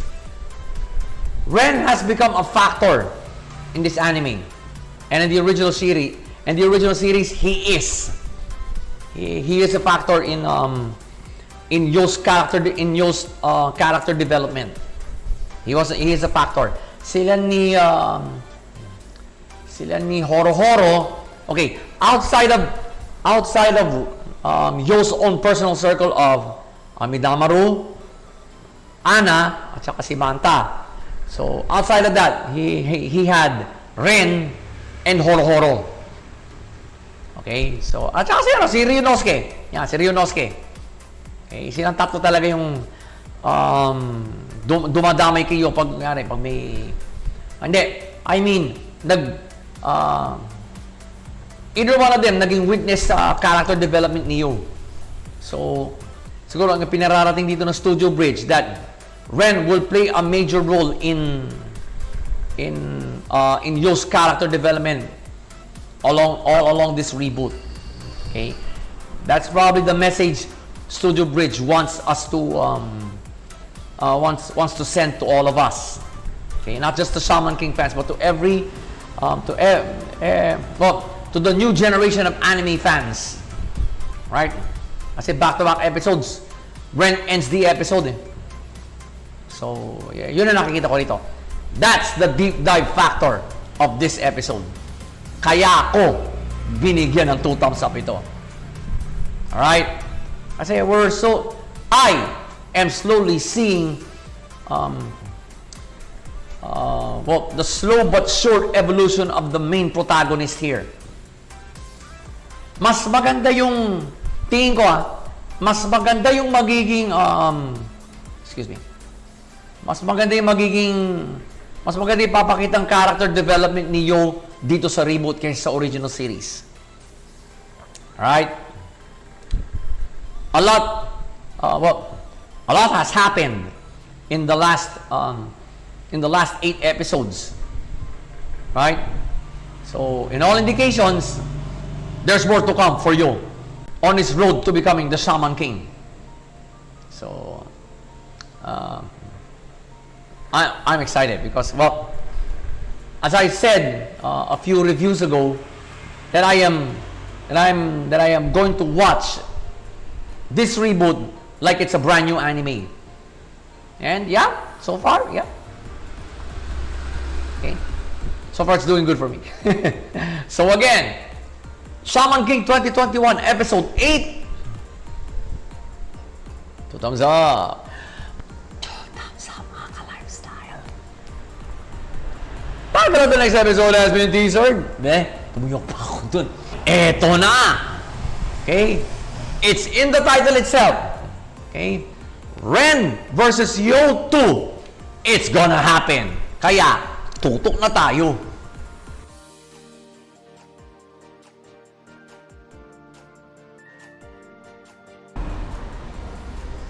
Impressive. Alright.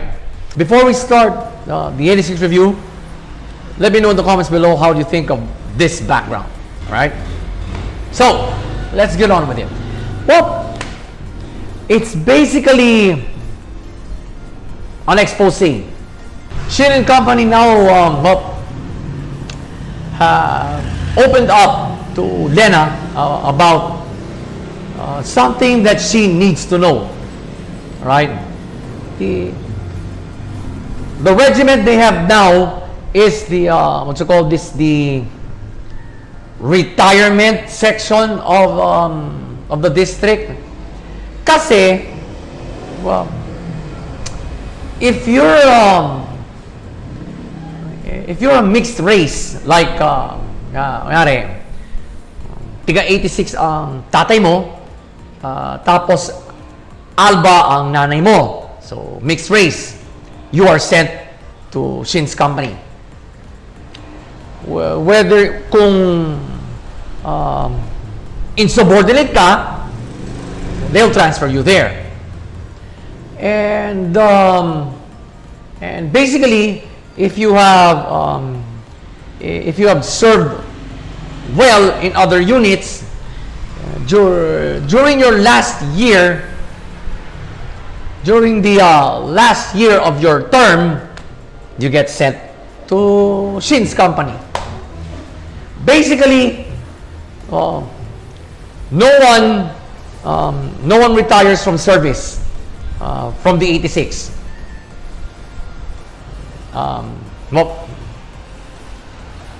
They are left to die. Okay? They are left to rot. Okay? So, kumbaga, their final stop as a soldier of the Republic is Shin's company. So, hanggang sa mapatay na sila dun. Basically, well, that's the premise. Okay? Final scene. Well, in vintage 86 fashion, a really good post-credit scene. What is this new weapon by the Legion? Ang laking drone nito ah! Ang laki nito ah! Alright, so that was probably the reason why Lena had Shin withdraw everybody. So, kumbaga, mission abort. Pina-mission abort na niya. Kasi mukhang di kaya eh. Mukhang hindi kaya. And reinforcements will not come unless Shin and all of them are dead. Okay? Hinihintay nila silang mamatay doon. Then, yung mga kapalit nila, ang papalit doon. Kaya pala, may mga dumating na bagong juggernaut. Those drones they pilot, they're called juggernauts. Okay? They are called juggernauts. So, para pala sa mga kapalit nila yun. It's not for them. Wow. Okay? Overall, it's a good episode. Considering, ako hindi 4. Considering that, well, this is a break from the fighting, quote unquote, kasi it's the Revolution Festival. Okay? Pace pa lang. Well, it's understandably slow, pero it is slow to convey a message, okay, to the viewer. Kasi nagpadala si Lena ng mga provisions ng unit niya for celebrating the Revolution Festival. Okay? Well, walang magagawa ang mga mag-airlift ng supplies doon. Okay? You cannot defy a major's order. Okay? Official to nagsasabi sa'yo, baka ma-court martial ka. Alright? Ito namang mga nag-airlift, they even called Shin a pig. Okay? And they think pigs don't deserve gifts from humans. You are sending these kids to their deaths, and you call yourselves humans. All right? If I were in the anime, I'd punch their lights out. Hindi na sila babalik ng buhay doon. Right? Hindi na sila babalik ng buhay doon. So, well, maganda yung move na ginawa ni Lena. All right? Well, being a major, she really used her influence. Okay, so the pace is slow enough for us to understand how empathic Lena is over her unit. Okay, how empathic she is. She's not like the other Albas. Okay, the other Albas who treat the 86 like pigs. Okay? So, the pacing of the episode really made me feel that hate, that, racism makes me sick, guys. Alright? Racism makes me sick. Being an Asian, it does make me puke. Right? It does make me puke on the person who said that. Okay? So, I feel for the 86 here. I feel for the 86 talaga. Flow! The only gear shift, hindi, dalawa. Medyo magkalapit pa ang dalawang to.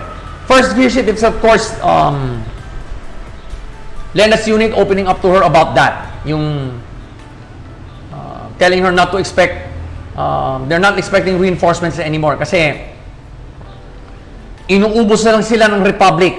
And if they all die, they will just be replaced. So, yep. Natural. This infuriated Lena. Okay. Second and final gear shift is of course the appearance of the Legion's new weapon. Ito yung nagpa-mission abort kay Lena. Okay? This is the reason why Lena had Shin abort the mission. Siguro, okay, this is my theory, guys. Siguro, ang ginagawa ng bagong weapon na to, pag ganun ang firing niya. So, to whom it may concern yun. Pero ang trajectory, syempre paharap. So, to the enemy. Pero to whom it may concern pa rin yun. To whom it may concern.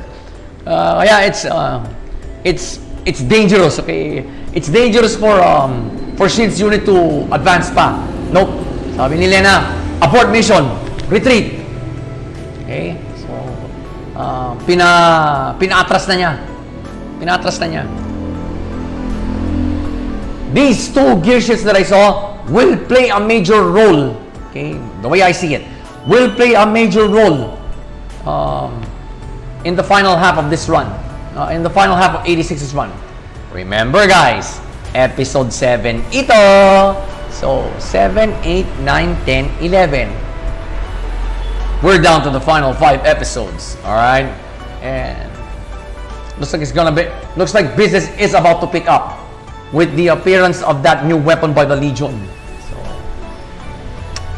I'm a bit excited. Okay? I'm a bit excited for the final 4 naman. Plot! Yeah? Simple lang yung plot eh. Simple lang yung plot. Except for how they delivered the expose. Normally, the officer herself or himself will find out kung meron nangyayari sa mga tao. Kung merong sikreto tinatago ang mga tauhan niya. But now, it's the when it comes to this one, 86, it's the other way around. So, kumbaga, she's their commanding officer, so she has the right to know. So, inunahan na siya ng mga tauhan niya na ganito pala ang patakaran when it comes to their unit. They are the final stop of every 86 soldier. So, they are the final stop. So, hanggang sa mamatay na sila dun. Hanggang sa mapatay na sila. Hanggang sa mga killed on duty na sila dun. Wow. Okay. Talk about human rights violations. Okay, talk about war crimes. This is a war crime. Okay? Technically, if you would see it from a real life standpoint, this is a war crime. Okay? Perpetrated by the ones defending their own rights. Simple lang yung plot. Pero, yun na, the way they delivered the expose, it's quite unique. Okay? It's quite unique. So, yeah, it's a really good episode. Okay? Despite being a break from the usual action and stress-filled moments. Okay? So, 86 episode 7.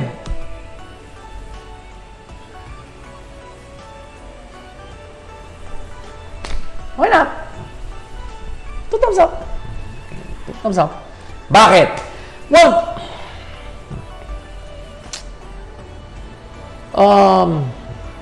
I think the only reason here that I think the only excuse here that I gave the 2 thumbs up is the expose. Mabigat na gear shift yun eh. Mabigat na gear shift yun.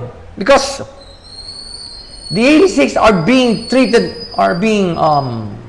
weaponized, are being abused. Okay? And, wow. I remember how the Nazis persecuted the Jews here. Okay? Even down to the slightest detail na, kunyari, mixed race, half and half, kunyari, half Alba, half 86 ka, you're sent to Shin's unit. Okay? Tapos, your rights are not recognized because you're the lower race. Wow. All right. If that isn't Nazism for you, I don't know what is. Okay. That is that's persecution. In every sense of the word, that is persecution. Okay. So the animators really made their point clear that 86 isn't just an ordinary military or mecha anime. Say, there are I could not call this a mecha kasi wala namang ano eh. I'll explain it later. But I'll tell you now. I could not call this a mecha anime because there are no humanoid robots concerned eh. Walang ganung klaseng robot dito eh. Because that's the way because that's the original definition of the term of the genre, mecha. Pag may malaking robot na pinapilot ng tao or unmanned siya, it's a mecha anime. So, military, yan. It's a military anime. Much like in the mold of Space Battleship Yamato. Okay? Much in the mold of Decadence can be called a meta kasi ang pinakabida doon is a cyborg. Maliit na cyborg ang bida doon. Alright? So, you can call this a military and sci-fi anime. Okay. Kumbaga, wala siyang subgenre. It's a pure military and sci-fi anime. It's right up there. Okay? So, we got that clear. Now, another reason why I gave it a 2 thumbs up is because of the message it imparts, especially in this episode. It just goes to show you that racism and war, racism during war, and let me rephrase that. Okay, give me time. Okay. War is ugly, but racism during war, it's even uglier. That's the message 86 is imparting to us, especially in this episode. Kaya binigyan ko ng 2 thumbs up. Okay, the message is still there. So again, 86 episode 7. Yan, kita na. 2 thumbs up, mga ka-lifestyle. Title of the next episode has been teasered. Ganito na. But based solely on the post-credit scene, business is about to pick up. All right. So I'm waiting for that time for everything to boil over. For this potential human rights violation to boil over. Yung talagang siguro mapupuno na si Lena or magkukutsabahan sila ni Shin na I don't know ako'y malikutang utak ko ngayon regarding this episode. But I got this conspiracy theory na probably Lena and Shin may go down that road during these final 4 episodes that are upcoming. Alright, so wag muna tayo mag-speculate. Alright guys, mga ka-lifestyle, let's just wait for the next episode, watch it, and let's judge it for ourselves.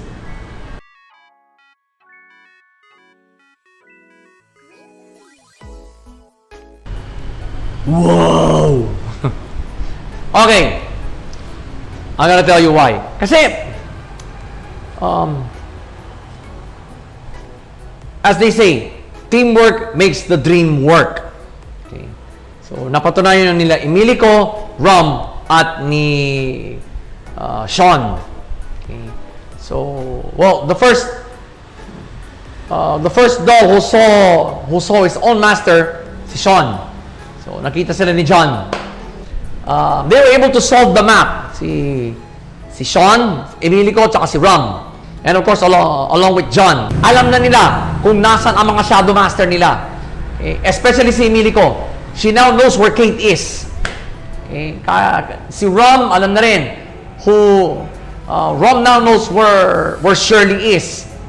So, pupuntahan na nila yun. So, final scene, nagkanya-kanya na they now set out to their own masters, and of course, in the case of Sean, they have to look for the exit na. Yeah, well, not muna. Kasi, there is a rule na hindi dapat masugatan yung mukha ng doll at hindi dapat madumihan ang mga damit ng Shadow Master. Ang dungis na ang dungis na ni Sean. So, they gotta find a way to clean his clothes muna before they actually seek out the exit. Yun muna. So, ngayon, of course, ang priority ni Emilico, si Kate. Ang priority naman ni Rom, si Shirley. So, which, we also, in that final scene, Rom is thinking of Shirley na parang bato? Para si Richard ng Dimos may nakaganon dito sa kanya para magalon niya si Dimos may mga nakakabit sa kanya rito para mga diodes. Okay, they look like diodes.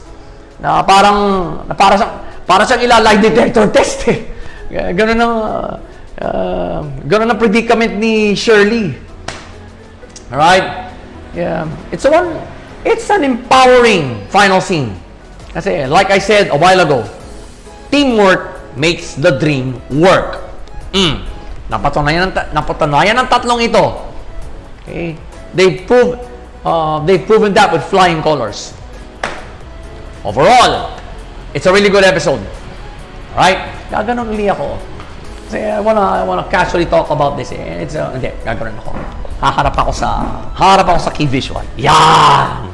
Alright? Ang ganda ng background ko So, pace-wise, okay? It is, they're trying to solve this map. Ano namang bilisan mo pace ng episode. Right? The lead characters need to make the viewer understand what they're going through. And that's what I felt. Kasi they were trying their darndest to solve this map. Ang dami ring trap Ang dami ring trap.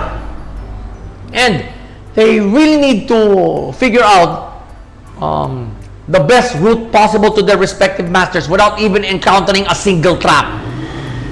Okay? So, eventually, they found out the best route for each one. Okay? Flow. Pwede tatlong gear shift. Okay? The first gear shift I can consider is yung pagkakasolve nila sa riddle ng isang gateway. Okay? There was this bench. And napansin ni Emilico na maganda ang view. It looks like a rabbit.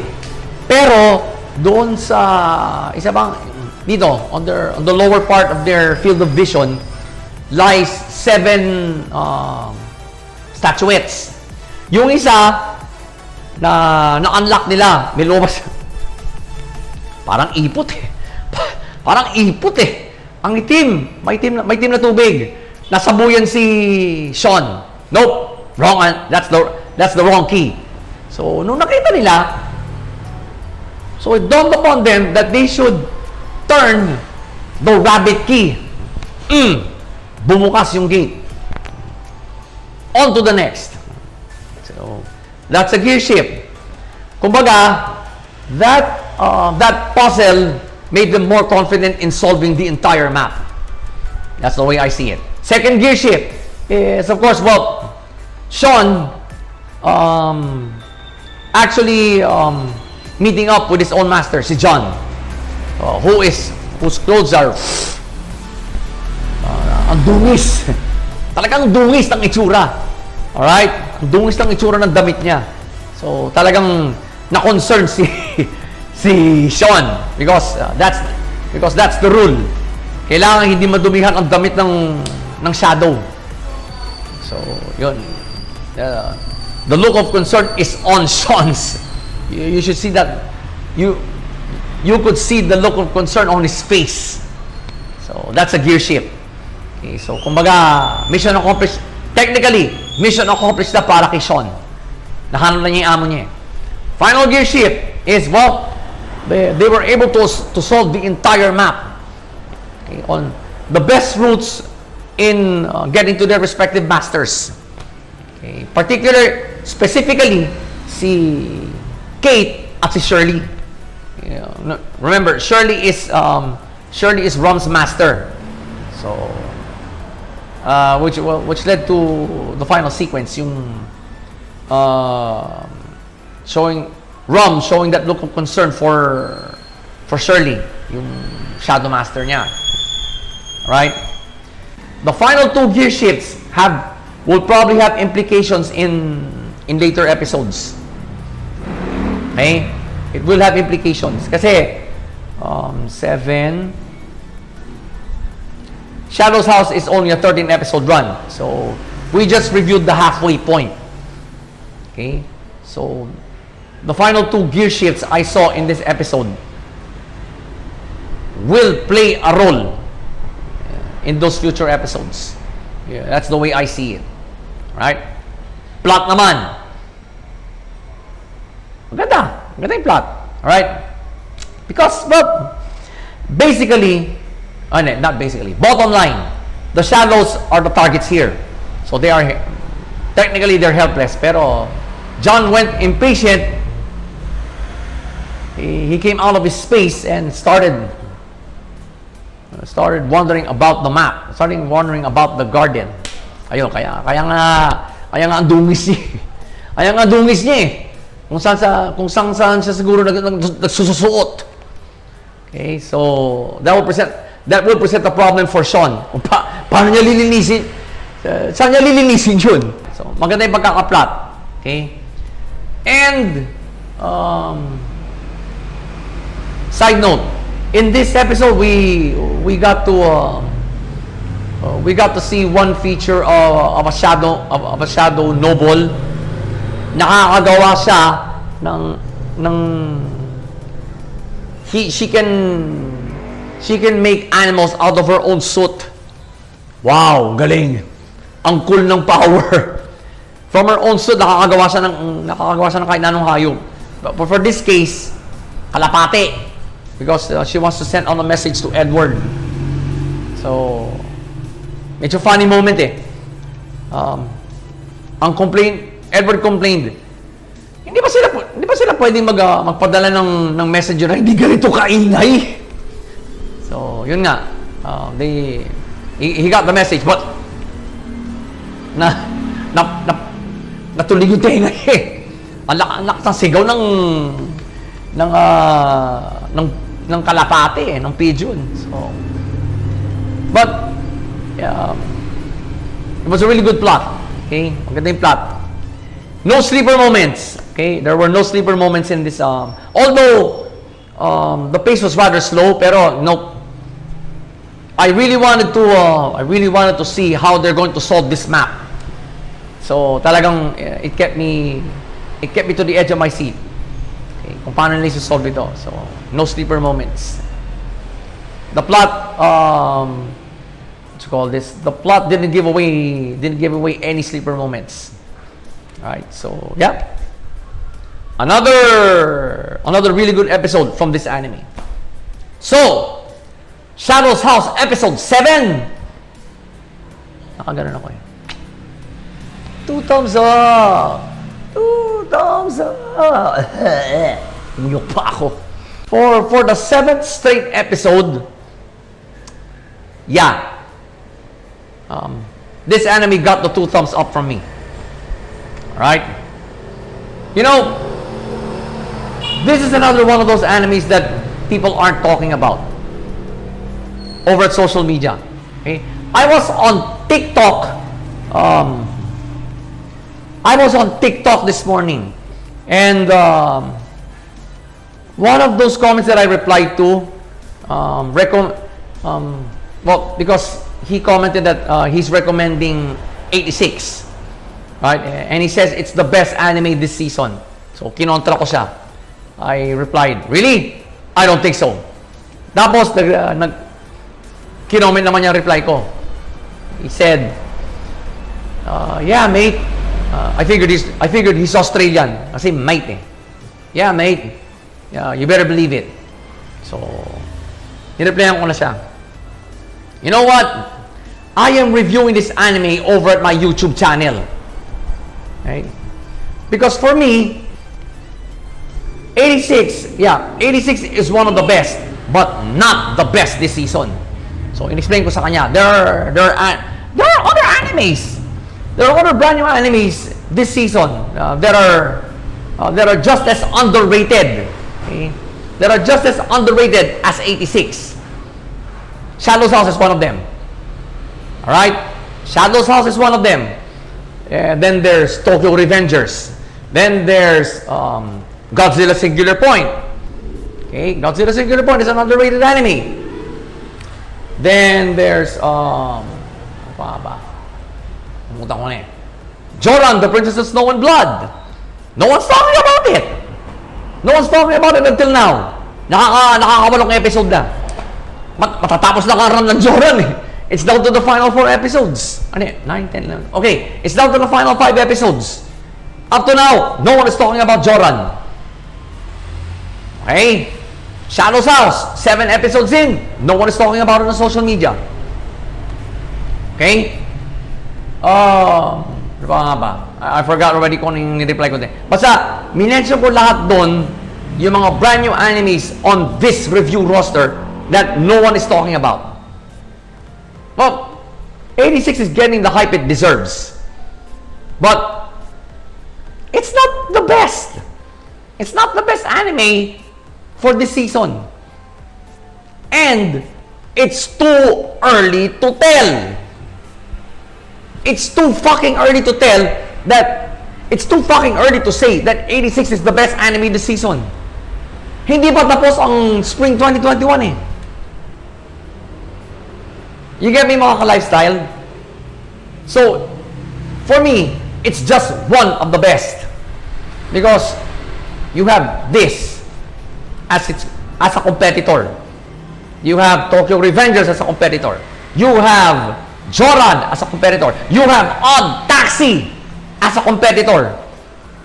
Probably one of the most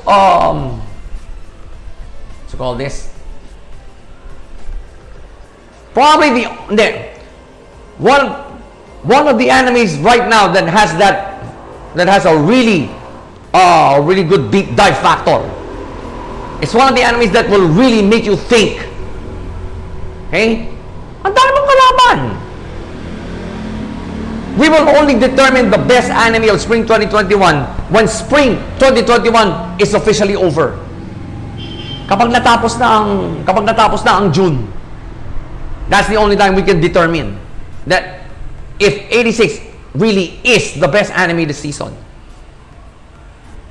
Although it has a good storyline, okay? So, going back to Shadow's House, no one is talking about this anime over at social media. It's one of those, I don't want to say overrated or underrated, pero the only overrated animes that I know of are Dragon Ball, Naruto, and One Piece.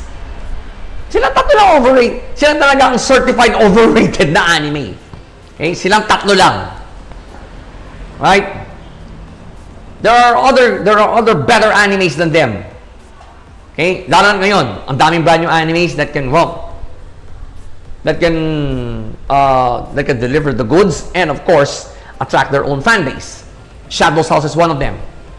And I heard from manga enthusiasts that yung manga nito maganda raw. Maganda raw ang manga nito.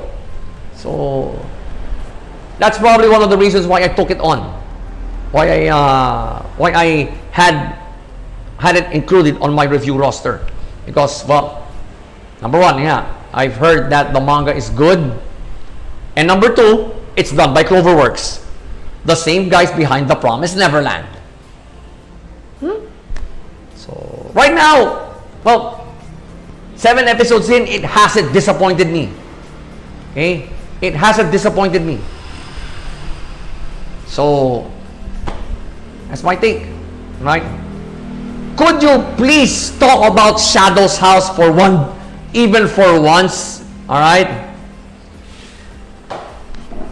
It deserves, okay? This anime deserves the hype. This anime deserves the hype. So again, Shadow's House episode 7. 2 thumbs up. 2 thumbs up, mga ka-lifestyle. So, title of the next episode has been teasered. Ganda lang. But in all indications from this episode, kailangan nyo panoorin. Kailangan natin panoorin lahat. Because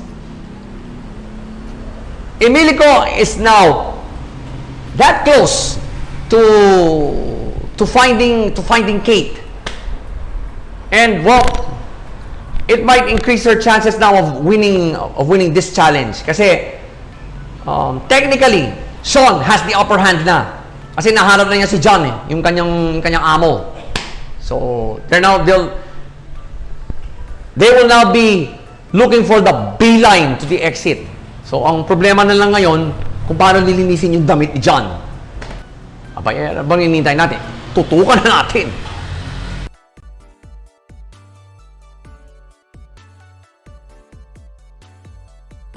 Wow! Grabe!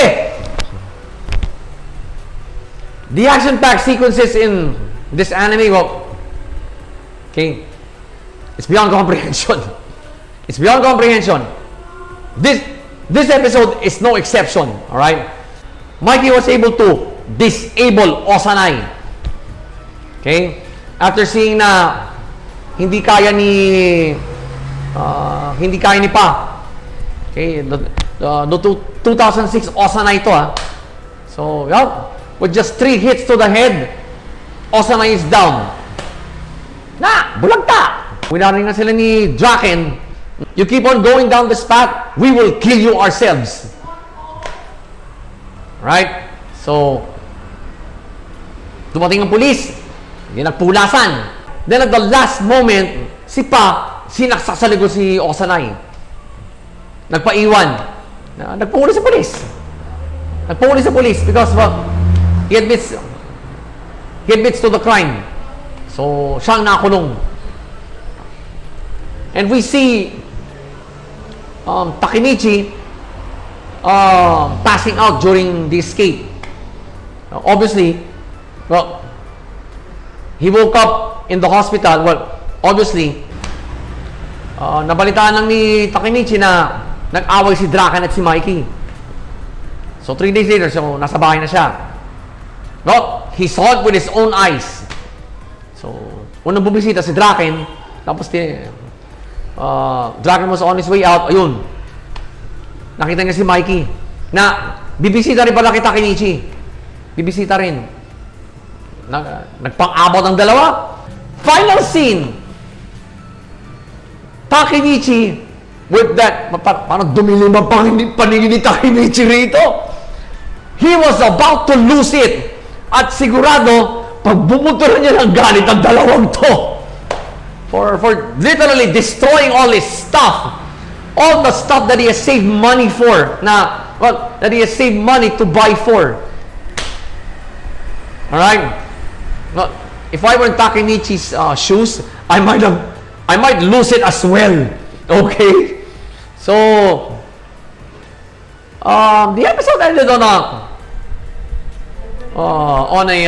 a lighter note, okay? On a lighter note, a la Tokyo Revengers, parang ganon. Overall, it's a really good episode, okay? It's a fucking good episode. Let's start, okay? Let's not get in over our heads here. Let's start with the pace. Fast fast-paced siya. Pero, up to probably the first half of the episode. Kasi, nagkasaksakan eh. So, talagang pulasan. Kanya-kanyang pulasan yan. May mga nahuli rin. Of course, nagpahuli si Pa. Talagang sumuko siya sa pulis. Okay? He turned himself in. Right there and then, he turned himself in. Talagang, inaamin naman niya yung kasalanan niya eh. So, for the sake of the gun, he turned himself in. Para hindi mahuli yung mga iba niyang kasama. So, from there on end, medyo nagbagal yung pace. Kasi, Takemichi's recuperating. Right? So, yung talagang barkada niya, ang unang dumalaw. Sila Akun. Then, Draken comes in. With a watermelon, syempre, kain, inom. Then, the pace picked up again nung nagpang-abot sina Draken at Mikey. Okay. So, Takemichi saw it with his own eyes na that these two are not civil with each other right now. These two want to kill each other. Alright, nakita niya mismo. So, the pace picked up and, it led to the final scene. Takemichi absolutely loses it. Alright? Talagang binaliwala na niya yung ang pagiging terror ng dalawang to. Okay? He threw that out the window and, he practically wants to show his own brand of rage. Okay? So, maganda yung pacing ng episode. Okay? Maganda yung pacing. It's not too fast as to make you lose your sight of the episode, and it's not slow enough to make you go to turn it into an ASMR episode. Parang ganun. Okay? So, flow naman. Okay. First gear shift is, of course, when Pa stab Osanai, sinaksak niya sa likod. Dragon has it all under control eh. He had it under control. Then, Osanai, suddenly, Pa stabs Osanai. Habang hawak-hawak na si Osanai na ganun. So, yun, nagtaka siya. Anong ginagawa mo pa? So, even he is stumped as to what Pa did. Okay? Second gear shift is, wala.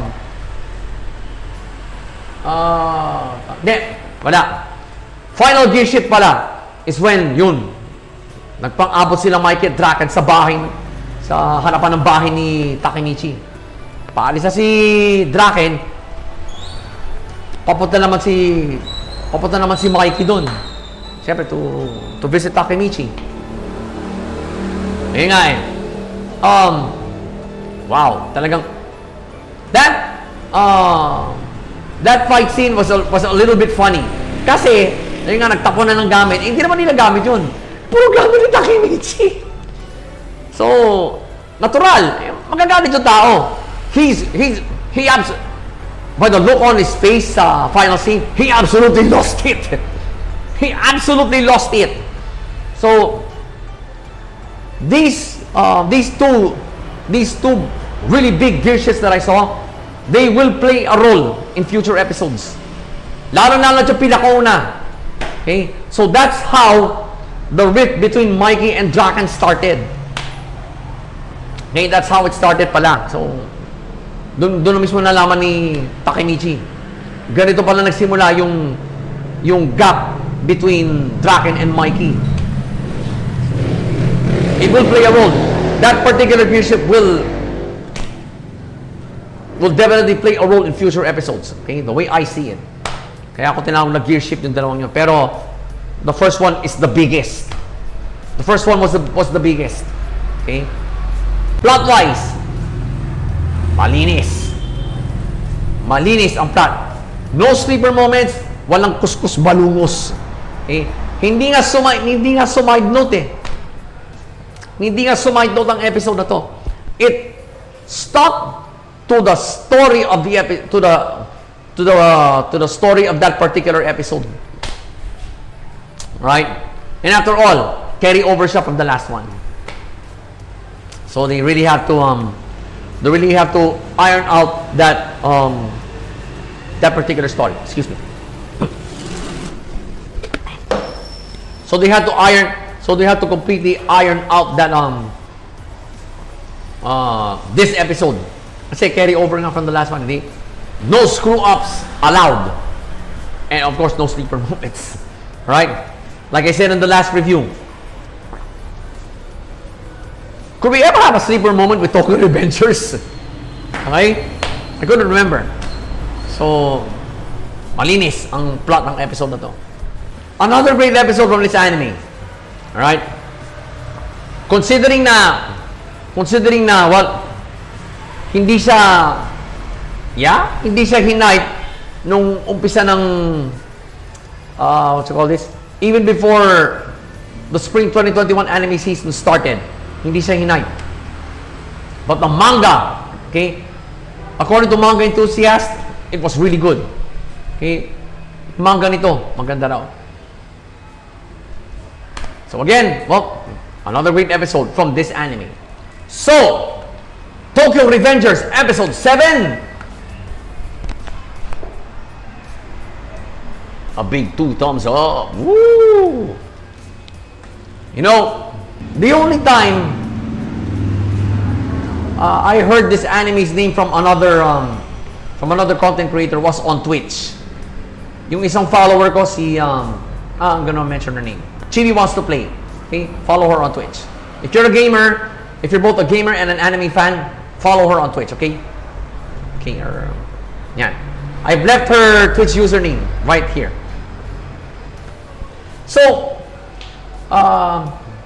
tinignan niya kasi yung review roster ko on my page there, on my channel page.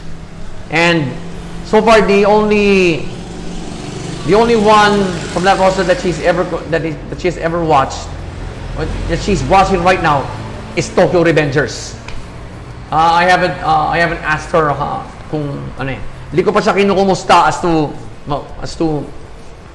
how she's going watching this anime. Pero that was the first time. That is the absolute first time I've ever heard this anime's name from another content creator. Right? And she's a follower of mine on Twitch. Okay? She's one of my followers on Twitch. So, but I couldn't say that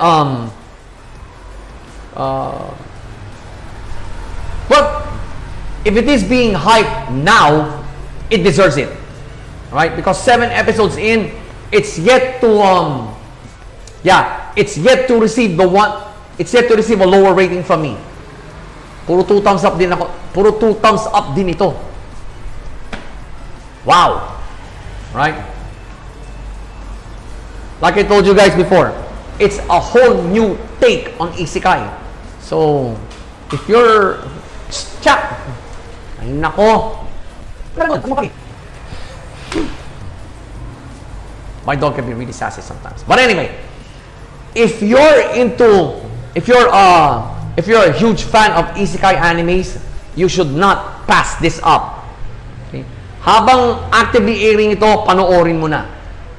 Because well, iba yung impact kasi ng isang anime on its first airing. Okay? There's that aura. It elicits, it gives off per episode on its first airing.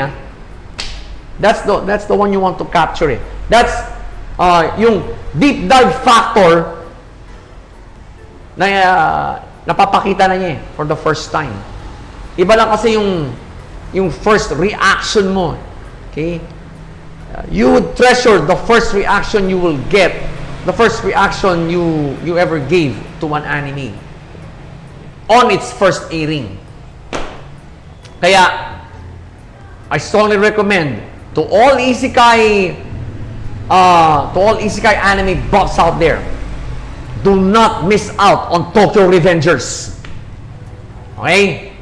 Do not miss out on Tokyo Revengers. I tell you. Don't even dare binge watching this after it finishes airing. There's an 80% chance na hindi nyo ma-appreciate ang anime na to. Alright? Well, as in any other anime that you did not watch on its first airing. So again, Tokyo Revengers Episode 7. 2 thumbs up. 2 thumbs up, mga ka-lifestyle. Well, in typical Revengers fashion, no teasers. You know, Tokyo Revengers has perfected the way of promoting the next episode by not teasering it.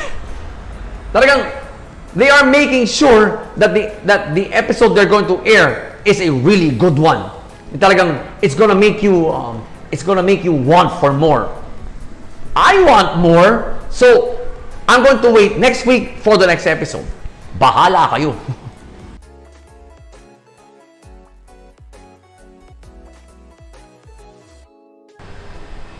Unimpressed, right? I got curious, okay? It really felt intriguing, yung title. The White Knight of London. Now I know why. It's because of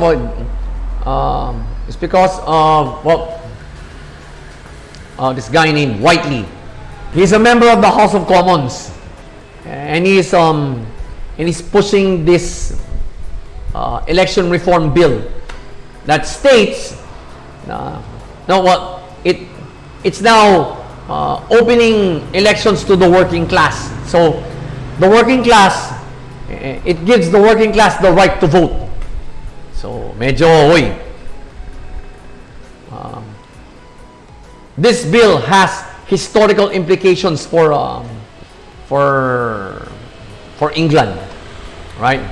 And a lot of members of parliament are against this, especially sa House of Lords. Are you seeing the connections now? Remember, Albert Moriarty is a member of the House of Lords. Okay? Kaya nga Lord Moriarty ang tawag sa kanya. Member siya ng House of Lords. Right? I'll explain it further later. Final scene. Someone just got killed by pinisil lang yung ulo, but this huge guy, and their next target is Whiteley's little brother, si Sam. Baldado ito. So I thought, anong kinalaman ng batang PWD na to sa mga amo nyo? Anong kinalaman niya? Right? The mere thought of this boy getting assassinated. Right? Right now the thought of it makes me sick. Right? It's sickening. Knowing na ang kapatid niya, ang kuya niya, maraming kalaban sa politika ngayon. So anybody can go after him. Well, if you've seen the episode, Whiteley just dodged an assassination attempt. Alright? Overall, it's a really good episode. Right? We can now see the political landscape practically of England in this episode. And how the Moriartys are playing this one out. How this can be incorporated into their grand plan. You get what I'm saying, mga ka-lifestyle? Okay, pace. Well, the pace was moderate. Alright? Pumikap ang pace nung assassination attempt kay Whiteley. Pinasabog yung ano niya, yung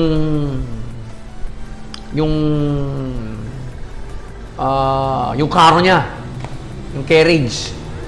Right? A moment of thinking there, I felt sorry for the horse, okay? Walang tawag dito, ginamit pa yung kabayo. Siyempre, horse-driven carriage. Hindi pa talaga usong kotse nun. Right? So, may mga horse-driven carriages ba? A bomb was under the carriage, sumabog. Buti na si Whiteley, hindi nadamay. But he saw the perpetrator. Agad niyang hinuli. Siya mismo humuli. Right? So, that was tense, okay? That was tense. Then, it kind of slowed down a bit when we also what his domestic life looks like, right? He has may mayordoma siya, and he has his brother, so na baldado, okay? So, and he has his 2 bodyguards from Scotland Yard. Okay, I forgot their names. So, pretty simple. Simple lang ang buhay. Then, picked up again when, during the final scene, we saw someone get killed. Ito, pulis pa to or ano? So, talagang,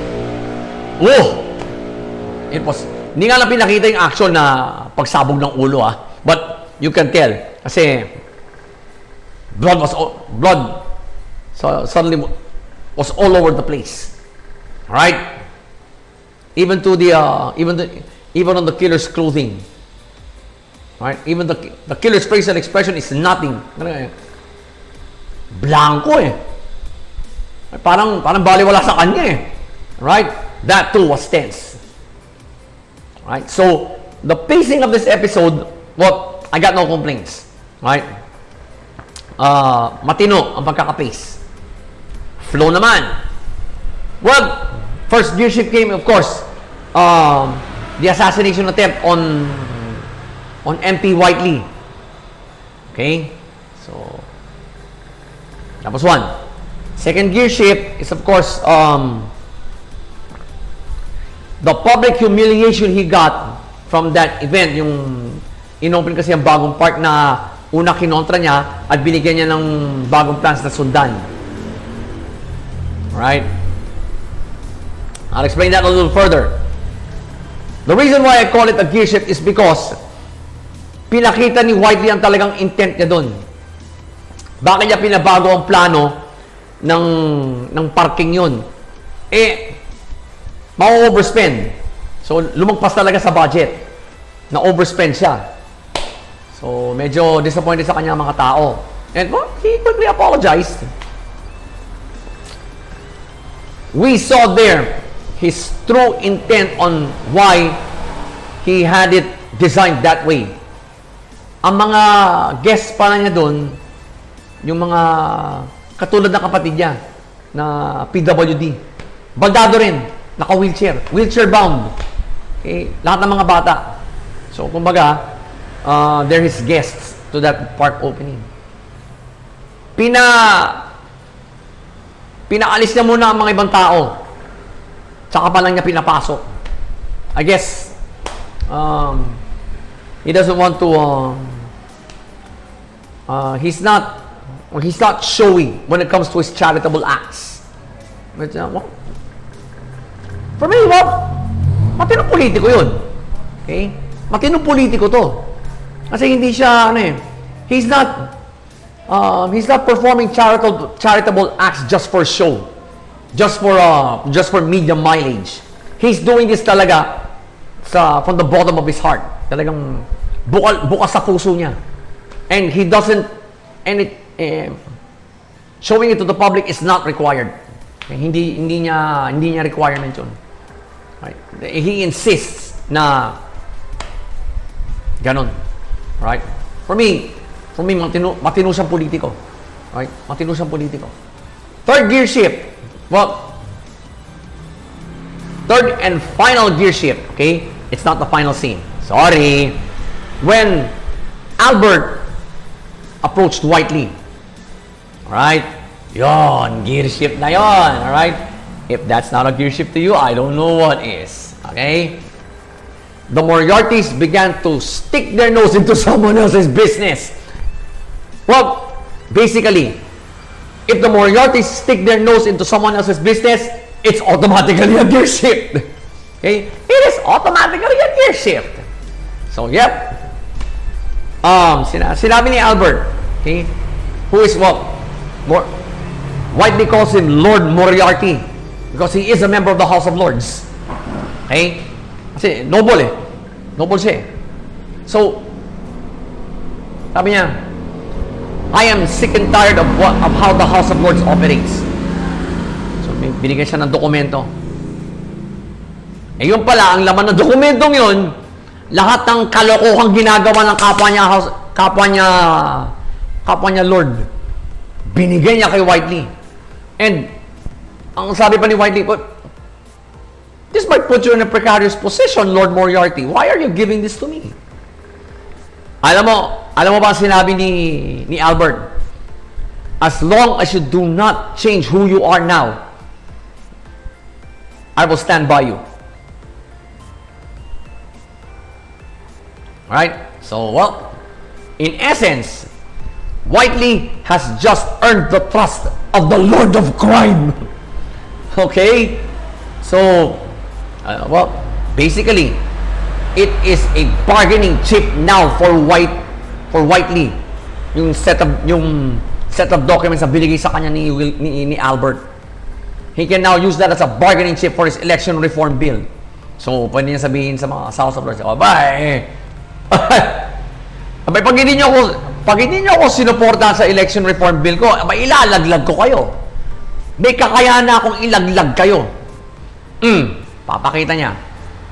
So, those members na nandun sa document nyo, they have no choice but to support Whiteley now in his election reform bill.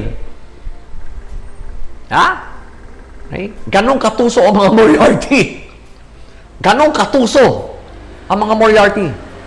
So they now have an ally, well, technically, an ally in the House of Commons, si Whiteley. So, well,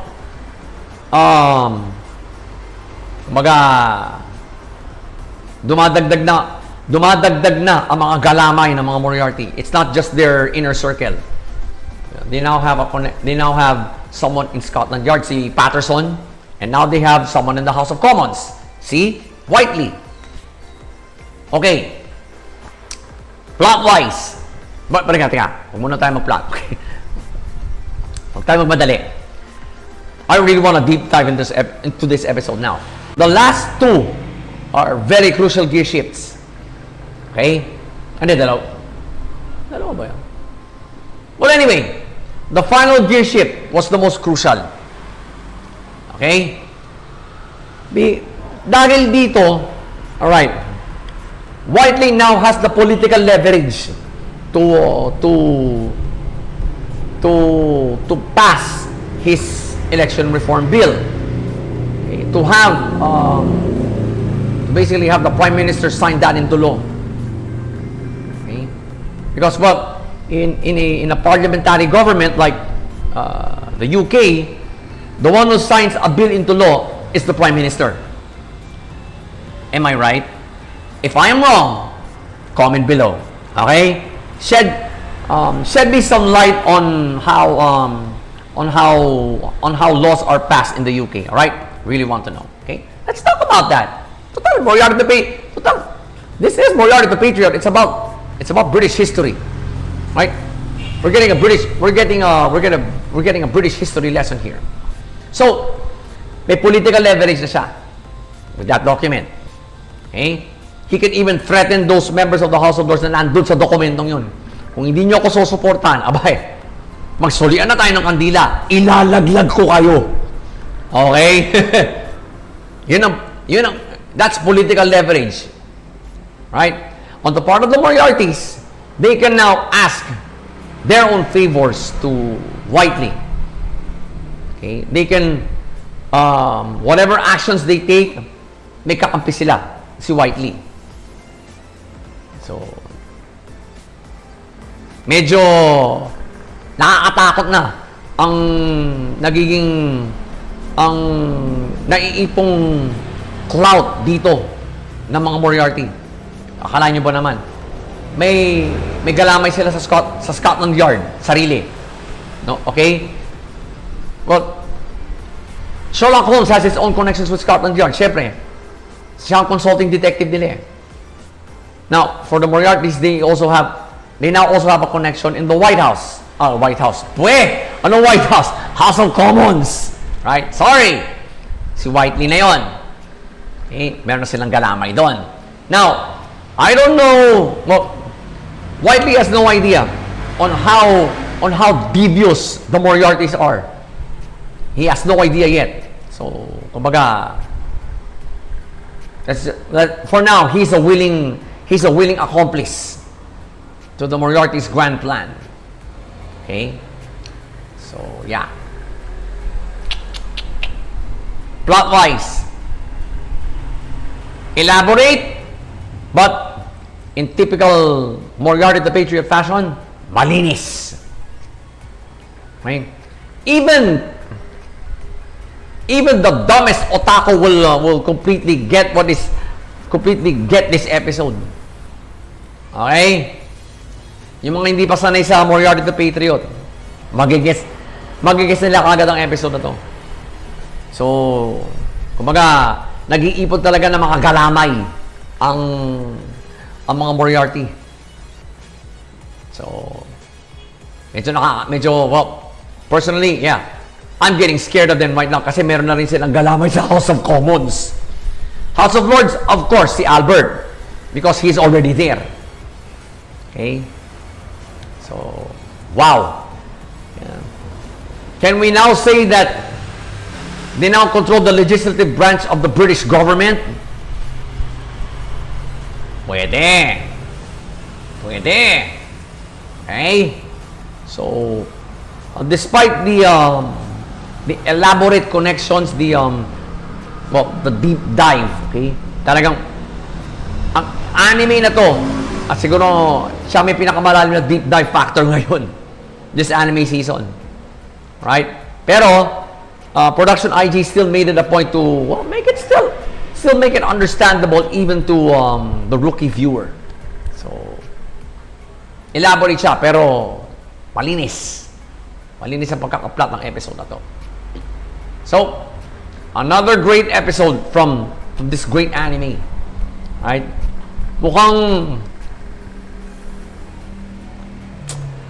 Teka.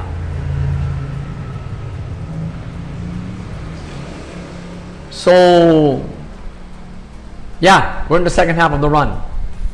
And after this, it's now the final 5 episodes of Season 2. So, everybody's waiting for the inevitable let's call this the inevitable duel between the Moriartys and Sherlock Holmes, right? I want to see how Sherlock Holmes is going to figure in all of this, itong arc na to, right? I really want to see it. So, Moriarty the Patriot, second season, episode 8. Nag-isip pa eh. 2 thumbs up. 2 thumbs up. Excuse me. Like I said countless times, Moriarty the Patriot has probably the most, the deepest deep dive factor in all of spring 2021. Right? Well, they have proven that nung fall 2020. They really have that deep dive factor right there and then. Season 1 pa lang. And well, this anime has yet to disappoint me or make me give it a lower rating. Nope, it hasn't done that yet. Talagang, I think production IG is really delivering the goods for this anime. Galing. Odd Taxi is not at the level of Moriarty the Patriot yet. Kasi, season 1 pa lang. If they want to, if mystery animes these days like Odd Taxi and future mystery animes would really deliver the deep dive factor in their first season.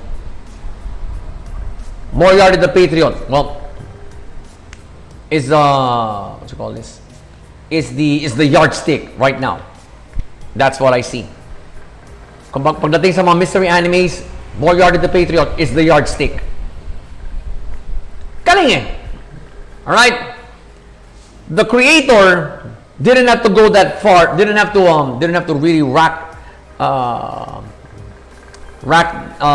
her brain cells just to come up with an all original mystery storyline.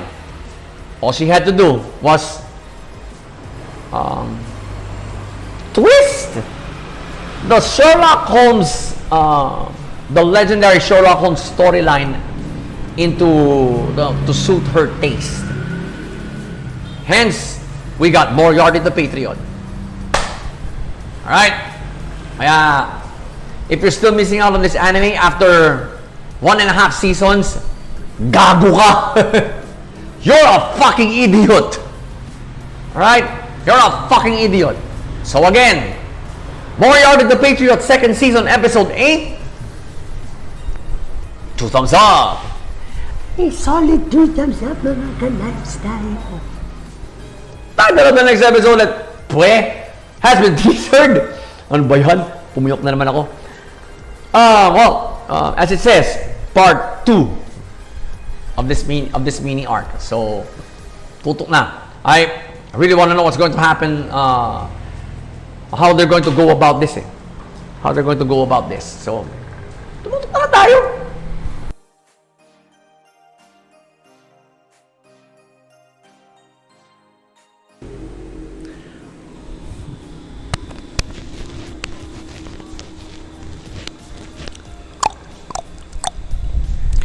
Rather impressive. I'll explain. Kasi, well, since the events of episode 7, the final scene particularly, Sayo has been on edge. Every time she's out of the house, she would look over her shoulder. Baka nandun nga naman yung kuya niya, or nandun yung tauhan ng kuya niya, baka taputin na siya pa uwi. I feel that she doesn't want to go home at that point, but thanks to the people around her, she gets to think more clearly and be sure of whatever decision she's going to make. There's kind of a kilig moment here wherein during the summer festival nagkatitigat sila ni Sayo. Alright? I gotta admit, alright? Kahit barako ako, kinilig ako dun. Okay?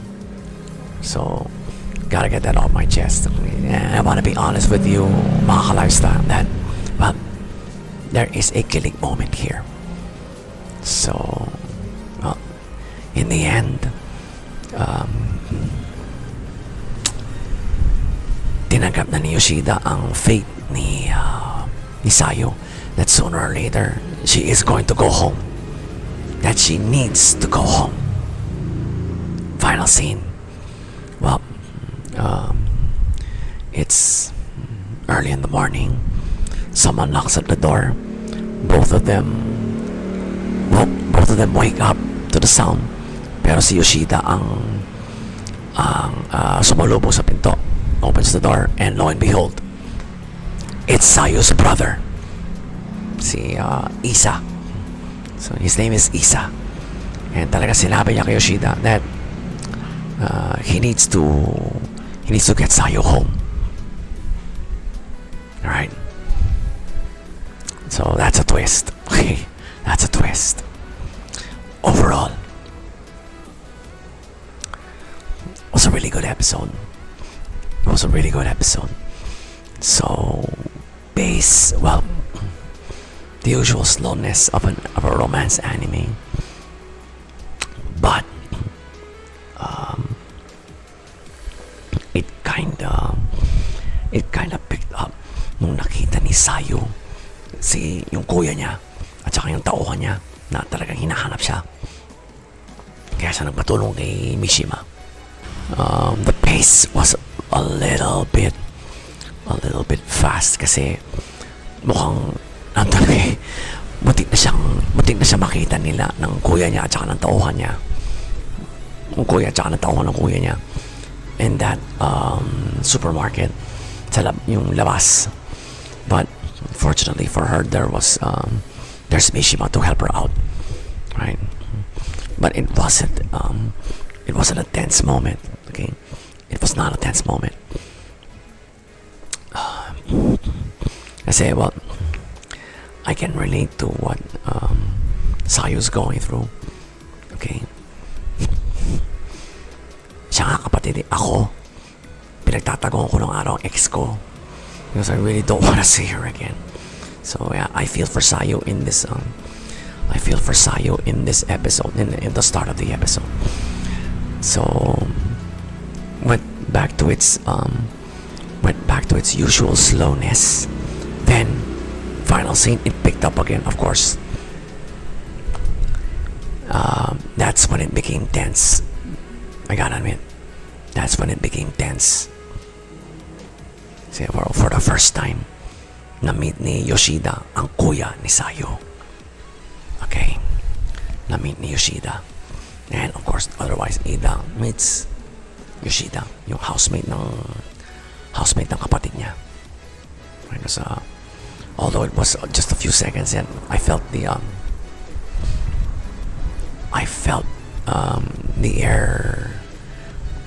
air thinning. Alright? The air was starting to thin around me. The air around me was starting to thin. Okay? So, it was properly paced. Okay? It was properly paced. Flow naman. Well, first gear shift,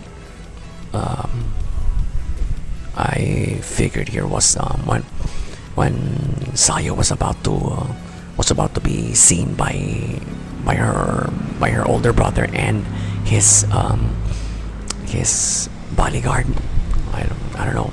Siguro tawan ang pamilya nila in that shopping center. That's the first gear shift. Then second gear shift came when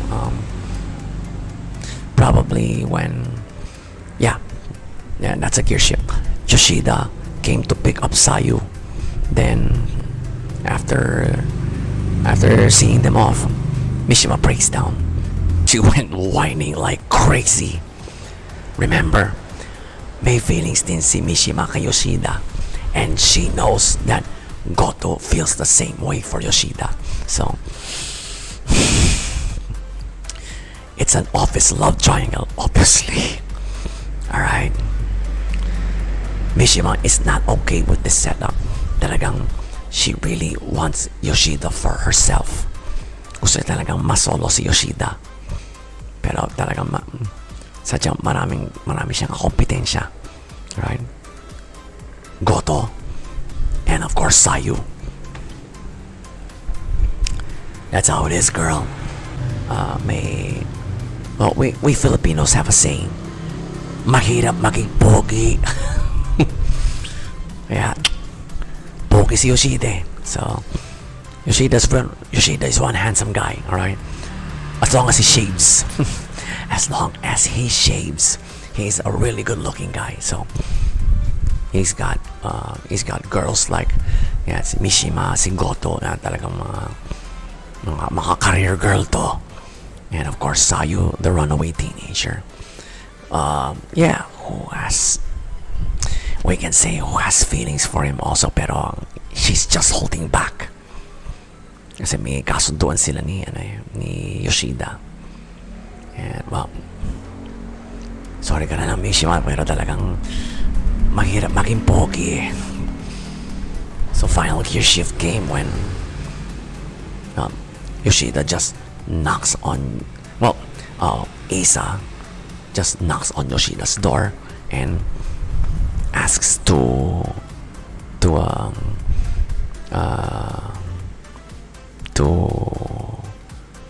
pick pick his sister up and go home. Alright? Those were, you know what? The first gear shift was crucial for the last one. Because if you deep dive into it, mukhang nag-gets na ni Isa kung saan talaga nakatira si Sayu. Alright?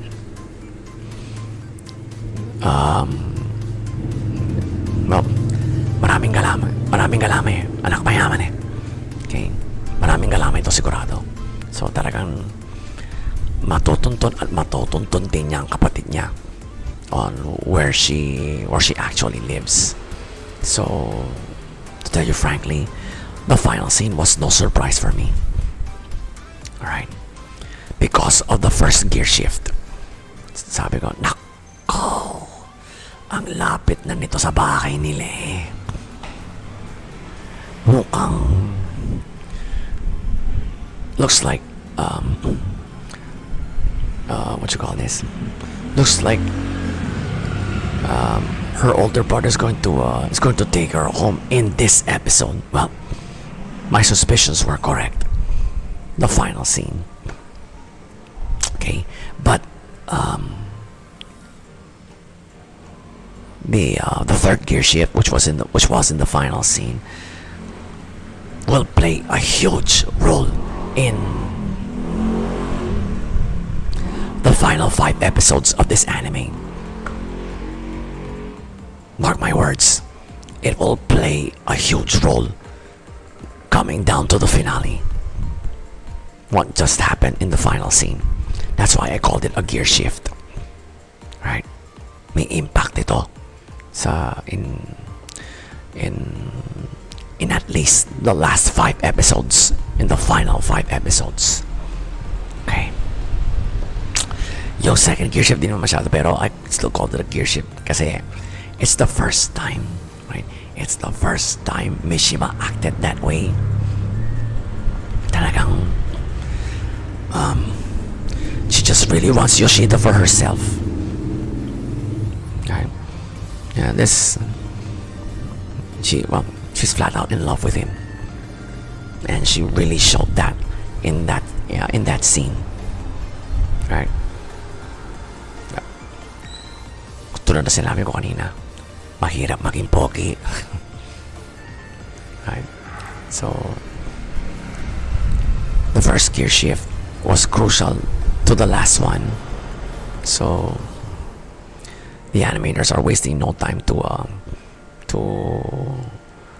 really impart to the viewer that, well, Sayu's about to go home. Right? And that's getting near. Plot. Yeah.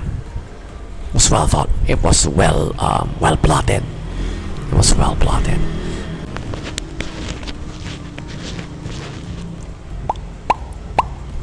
Kasi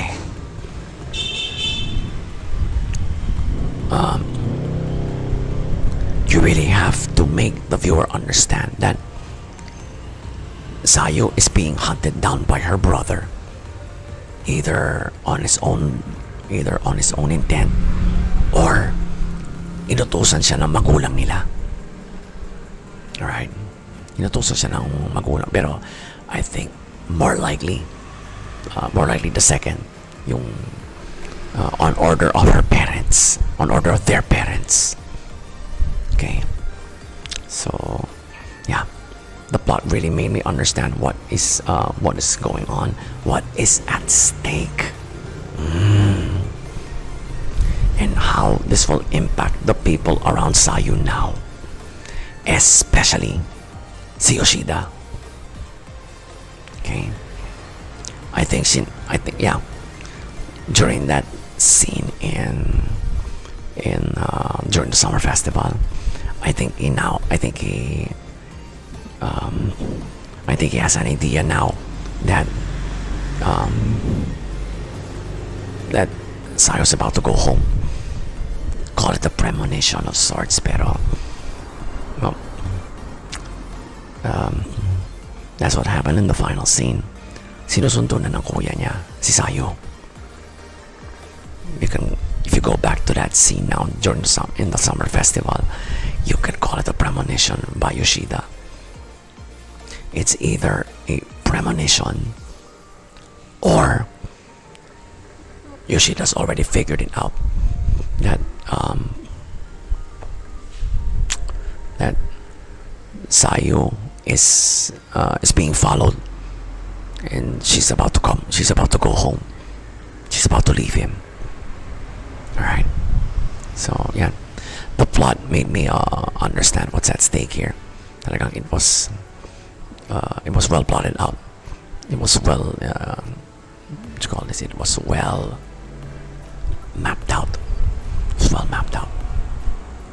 So, yeah. Another really good episode from this anime.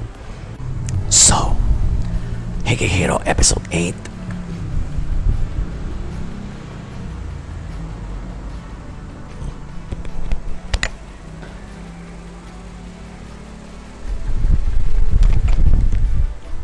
Bakit? Well, although I expected the final scene to happen. Okay, medyo na-expect ko na yun because of the first gear shift kasi ayun, andun eh.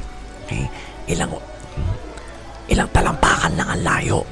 Okay, ilang talampakan lang ang layo ni Sayu sa kuya niya. I thought, oh shit, ang lapit lang ng supermarket yan sa bahay nila ni Yoshida. Ang lapit lang yan. So in all indications from that, Isa is getting close to where his sister actually lives. It won't be long. Baka before the end, nakulaan ko pa nga eh, before the end of this episode, him and Yoshida might cross paths.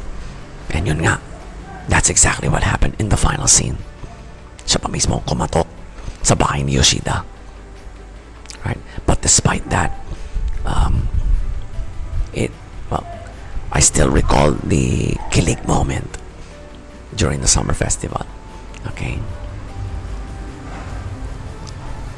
Yoshida will definitely miss Sayu once Sayu goes home. Right? Nagparamdam na siya eh.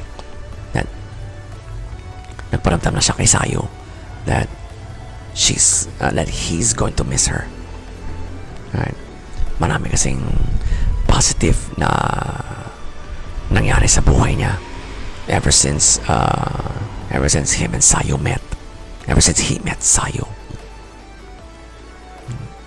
So, wow. Okay. So that made me think, yeah, maraming ang positive na nangyari kay Yoshida from being a lovesick corporate slob to a more respectable gentleman. Right? Basically kasi may nag-aasikaso na kay Yoshida from inside his home kasi he's so focused at work he doesn't have time for himself.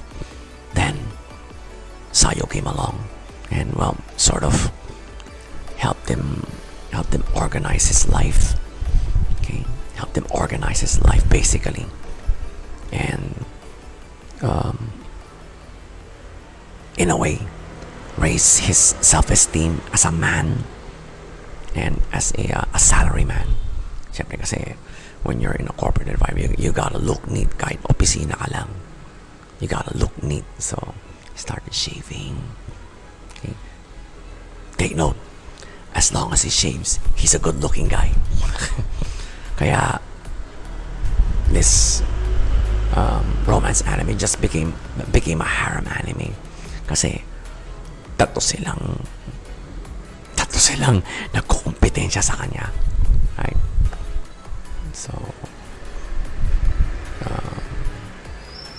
his life actually became more positive when Sayu entered it. So talagang nagparamdam siya in that scene. So that's the kilig moment right there. Right? And you see that sequence when he totally spaced out at hindi niya alam na wala na sa kanyang tabi si Sayu.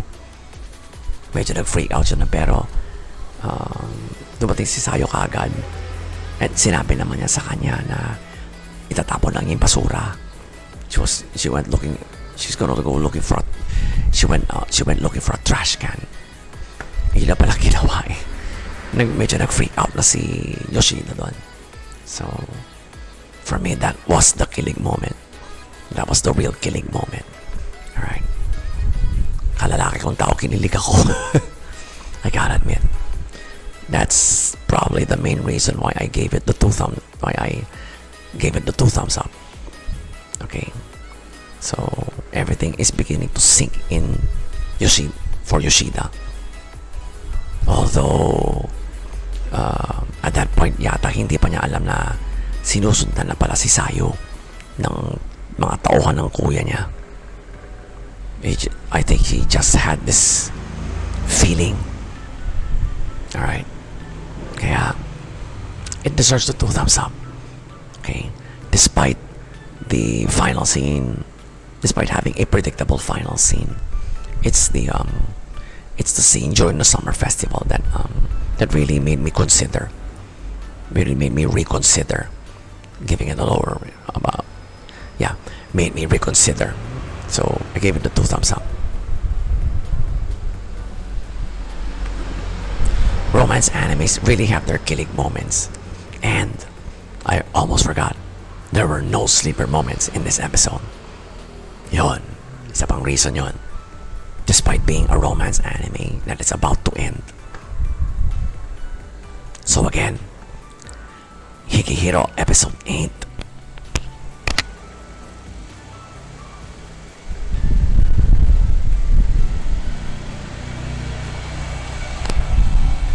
Next episode has been teasered. Looks like it's gonna be backstory time for it would be Sayu herself.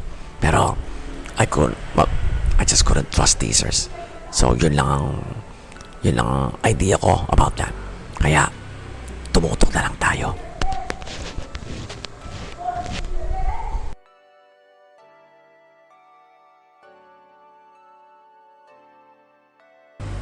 Wow.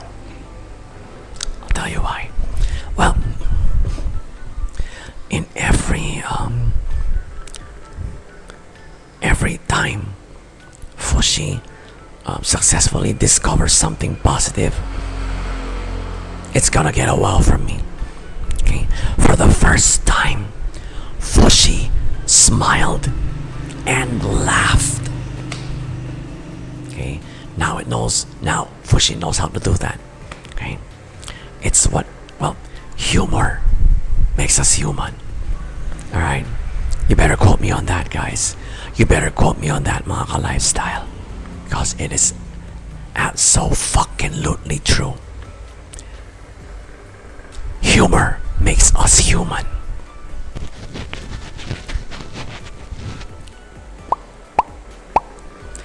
The episode started with Gugu's backstory, how he ended up wearing a mask that heavy. Right? Masaklap yung nangyari sa kanya, okay? I couldn't fathom this kid's bad luck. Alright? That is probably the worst streak of bad luck anybody will ever get into. Okay? First, you avoid a running mobile a mobile lumber rail. Okay, he successfully avoided that, but this old brewer was able to save him, and he's now required to wear that mask. And eventually when him and Fushi met, they sort of hit it off right away until they became bros, right? Sila they consider Fushi considers him Fushi sees him as a younger brother. Right? Yan ang nakakatuwa dun. So, final scene. Ayun. Fushi through Boostman, the old brewer that took all of them in, kahit si Joran. He copied the smile and laugh. Ayun. He is now able to smile and laugh. See? Now, he's a human. Because, again, humor makes us human. That's the, that's the life lesson I learned here. Right? Overall, it's a fucking great episode. Wow. Base pa lang, right? It was based so right that you're going to enjoy watching this episode over and over again.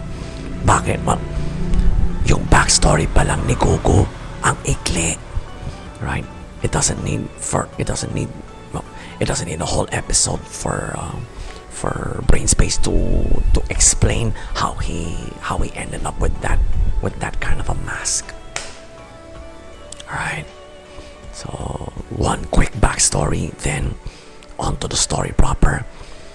We encounter the different scenes wherein, well, there were considerably funny moments here. Ang pinaka funny rito sa lahat yung what you call this, when this girl, the girl that he liked, came to their shop to buy some medicinal drinks kasi yung sugat niya from 3 months ago. Yeah, that happened 3 months ago. Yung backstory niya, yung sugat niya from 3 months ago, hindi pa humihilom. So, she figured dito siya bumili ng gamot. And, well, Goku thought all the while that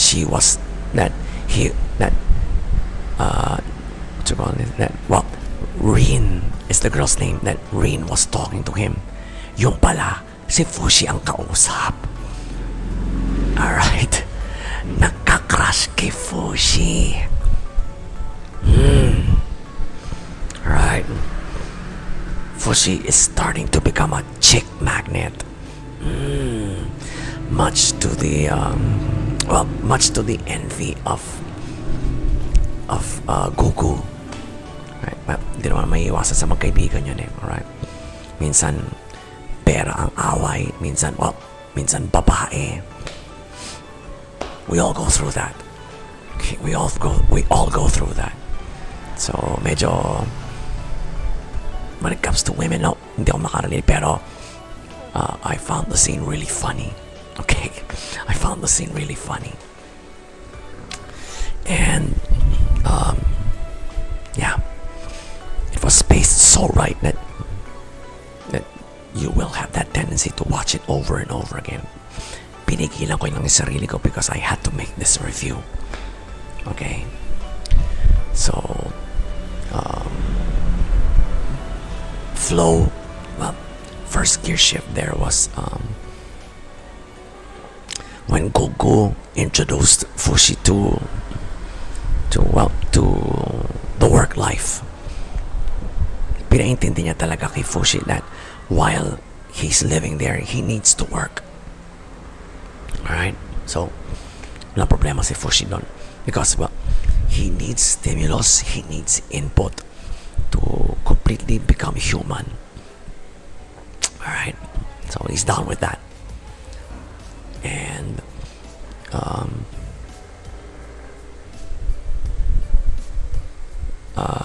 second gear shift was when Gogo was trying to give Fushi a bath. Kasi nakita niya yung mga damit. Talaga ang dumi. And he also noticed the wound. The wound here na naka-bandage dito. He doesn't realize na, nope, kinopya lang lahat ni Fushi yan. When the boy died. Okay, when the boy died, kinopya lang lahat yun. At yung tali, yep, when the wolf died, nakopya niya rin yun. So he's yet to get the point. But yeah, he's slowly getting there. Goku's slowly getting there. So, ayun nga. Right? That's when the second gear shift came. When Fushi, probably out of curiosity, removed Goku's mask, and finally, for the first time, he saw Goku's real face. Right? And that's when he learned the word ugly. Okay? He even used that word. In that funny scene I was talking about. And, kasi tinanong ni Rin, anong itsura mo sa ilalim ng mask na yan? Sinabi ni Fushi, straight up, ugly.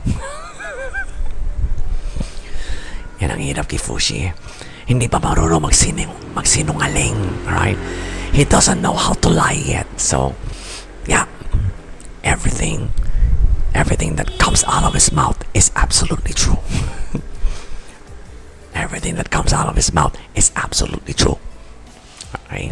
Final gear shift is, of course, when Goku realized that he needs to slim down kasi laki ng tiyan niya, which made him, in his point of view, which made him uglier to Rin. Right? Kasi bata pa lang siya, ang laki na ng tiyan niya. Akala mo may sakit eh. Akala mo may sakit eh. Alright? So, in that one night, he just got out of bed and worked out. Sinabay pa nga siya ni Fushi, right? In which, after that, came, of course, the final scene. Yun nga, Fushi is now finally able to, finally learned to both laugh and smile. Right? So, if it weren't for that gear shift, this final scene wouldn't happen. Nope, not by a long shot. Tingin ko. So, I wouldn't say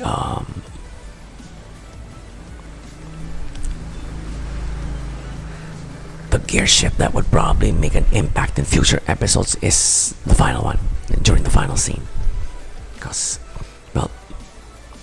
laughter is also a form of communication, right?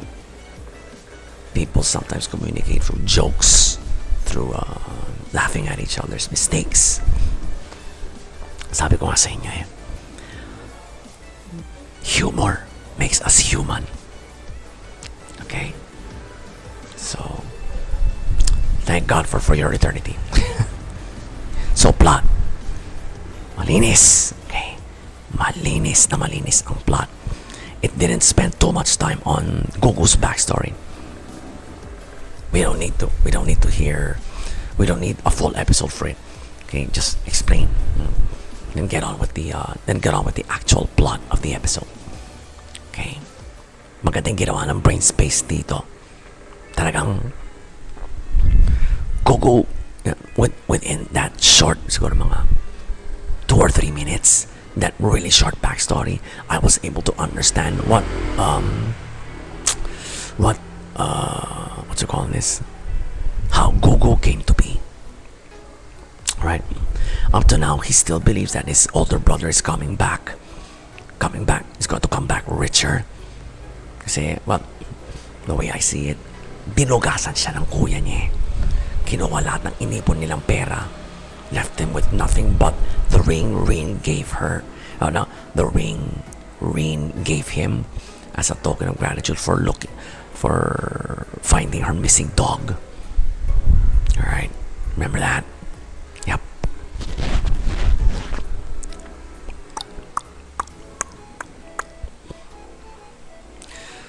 And wow, lintik talaga ang bad luck streak ni Goku sa backstory.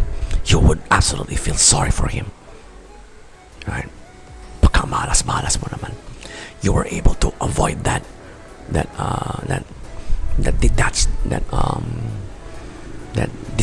rogue log. It's a huge one. It could have smashed him right there, pero nakailag pa siya. So, and yung nga nakita lang niya, Romolyo na lang. Pero, ahead was Rin. So talagang matatamaan siya talaga nito. Mapupuruan siya ng trosong to. So he had to run to Rin just to get her out of the way and just sacrifice himself. Ngayon, siya ang natamaan. Mukha niya ang natagalan ng trosong to. Hence, the mask. I really felt sorry for Goku in his backstory. Okay. So, he's longing for a brother, and he found it in Fushi. So, yeah, they are beginning to understand each other, actually, as the episode went on. So, talagang, it will take a really solid plot to make the viewer understand that. Yeah. Solid yung plot na to. Solid yung plot ng episode na to. Talagang bilib ako. So, it's another great episode from this anime. Talagang, wow. Brain Space is delivering the goods, sometimes over-delivering, which is good for us anime fans, right? And this anime has been long overdue for an airing, and well, it's making up for lost time. So, To Your Eternity, episode 7.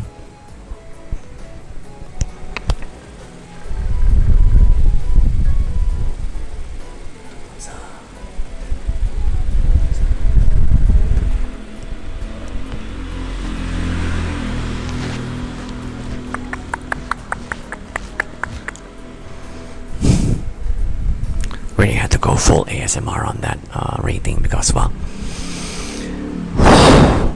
for 7 straight episodes now, To Your Eternity has been given the 2 thumbs up from me, right?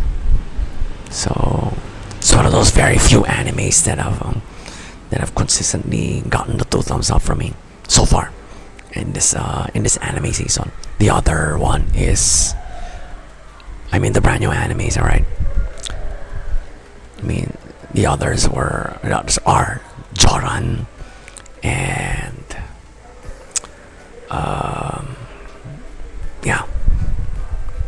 aside from Moriarty, the Patriot season 2, okay, I'm talking about the brand new animes. So To Your Eternity and Joran are the most consistent right now.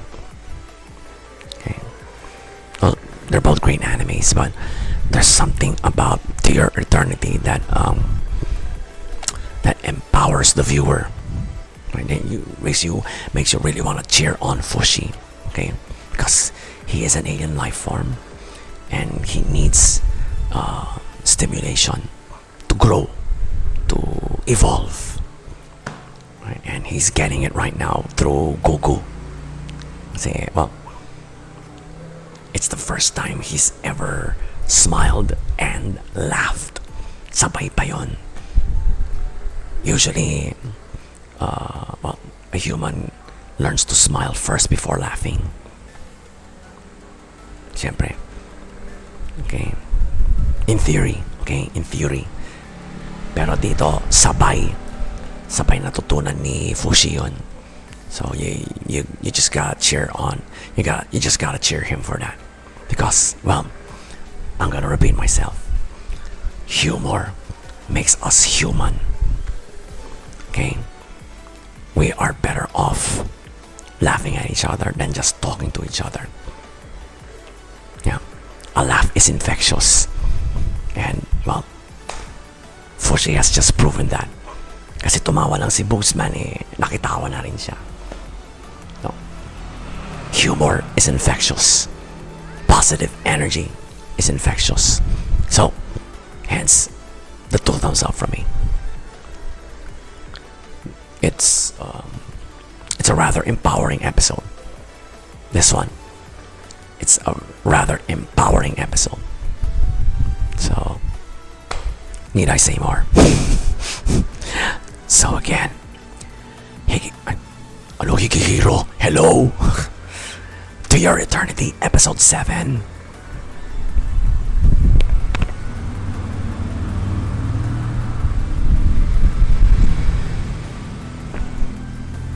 So next episode has been teasered. Well, I don't trust it, but looks like we're going to get to know more about Cuckoo. Right, so we're gonna, based on what happened here, yep, I am going to watch that episode.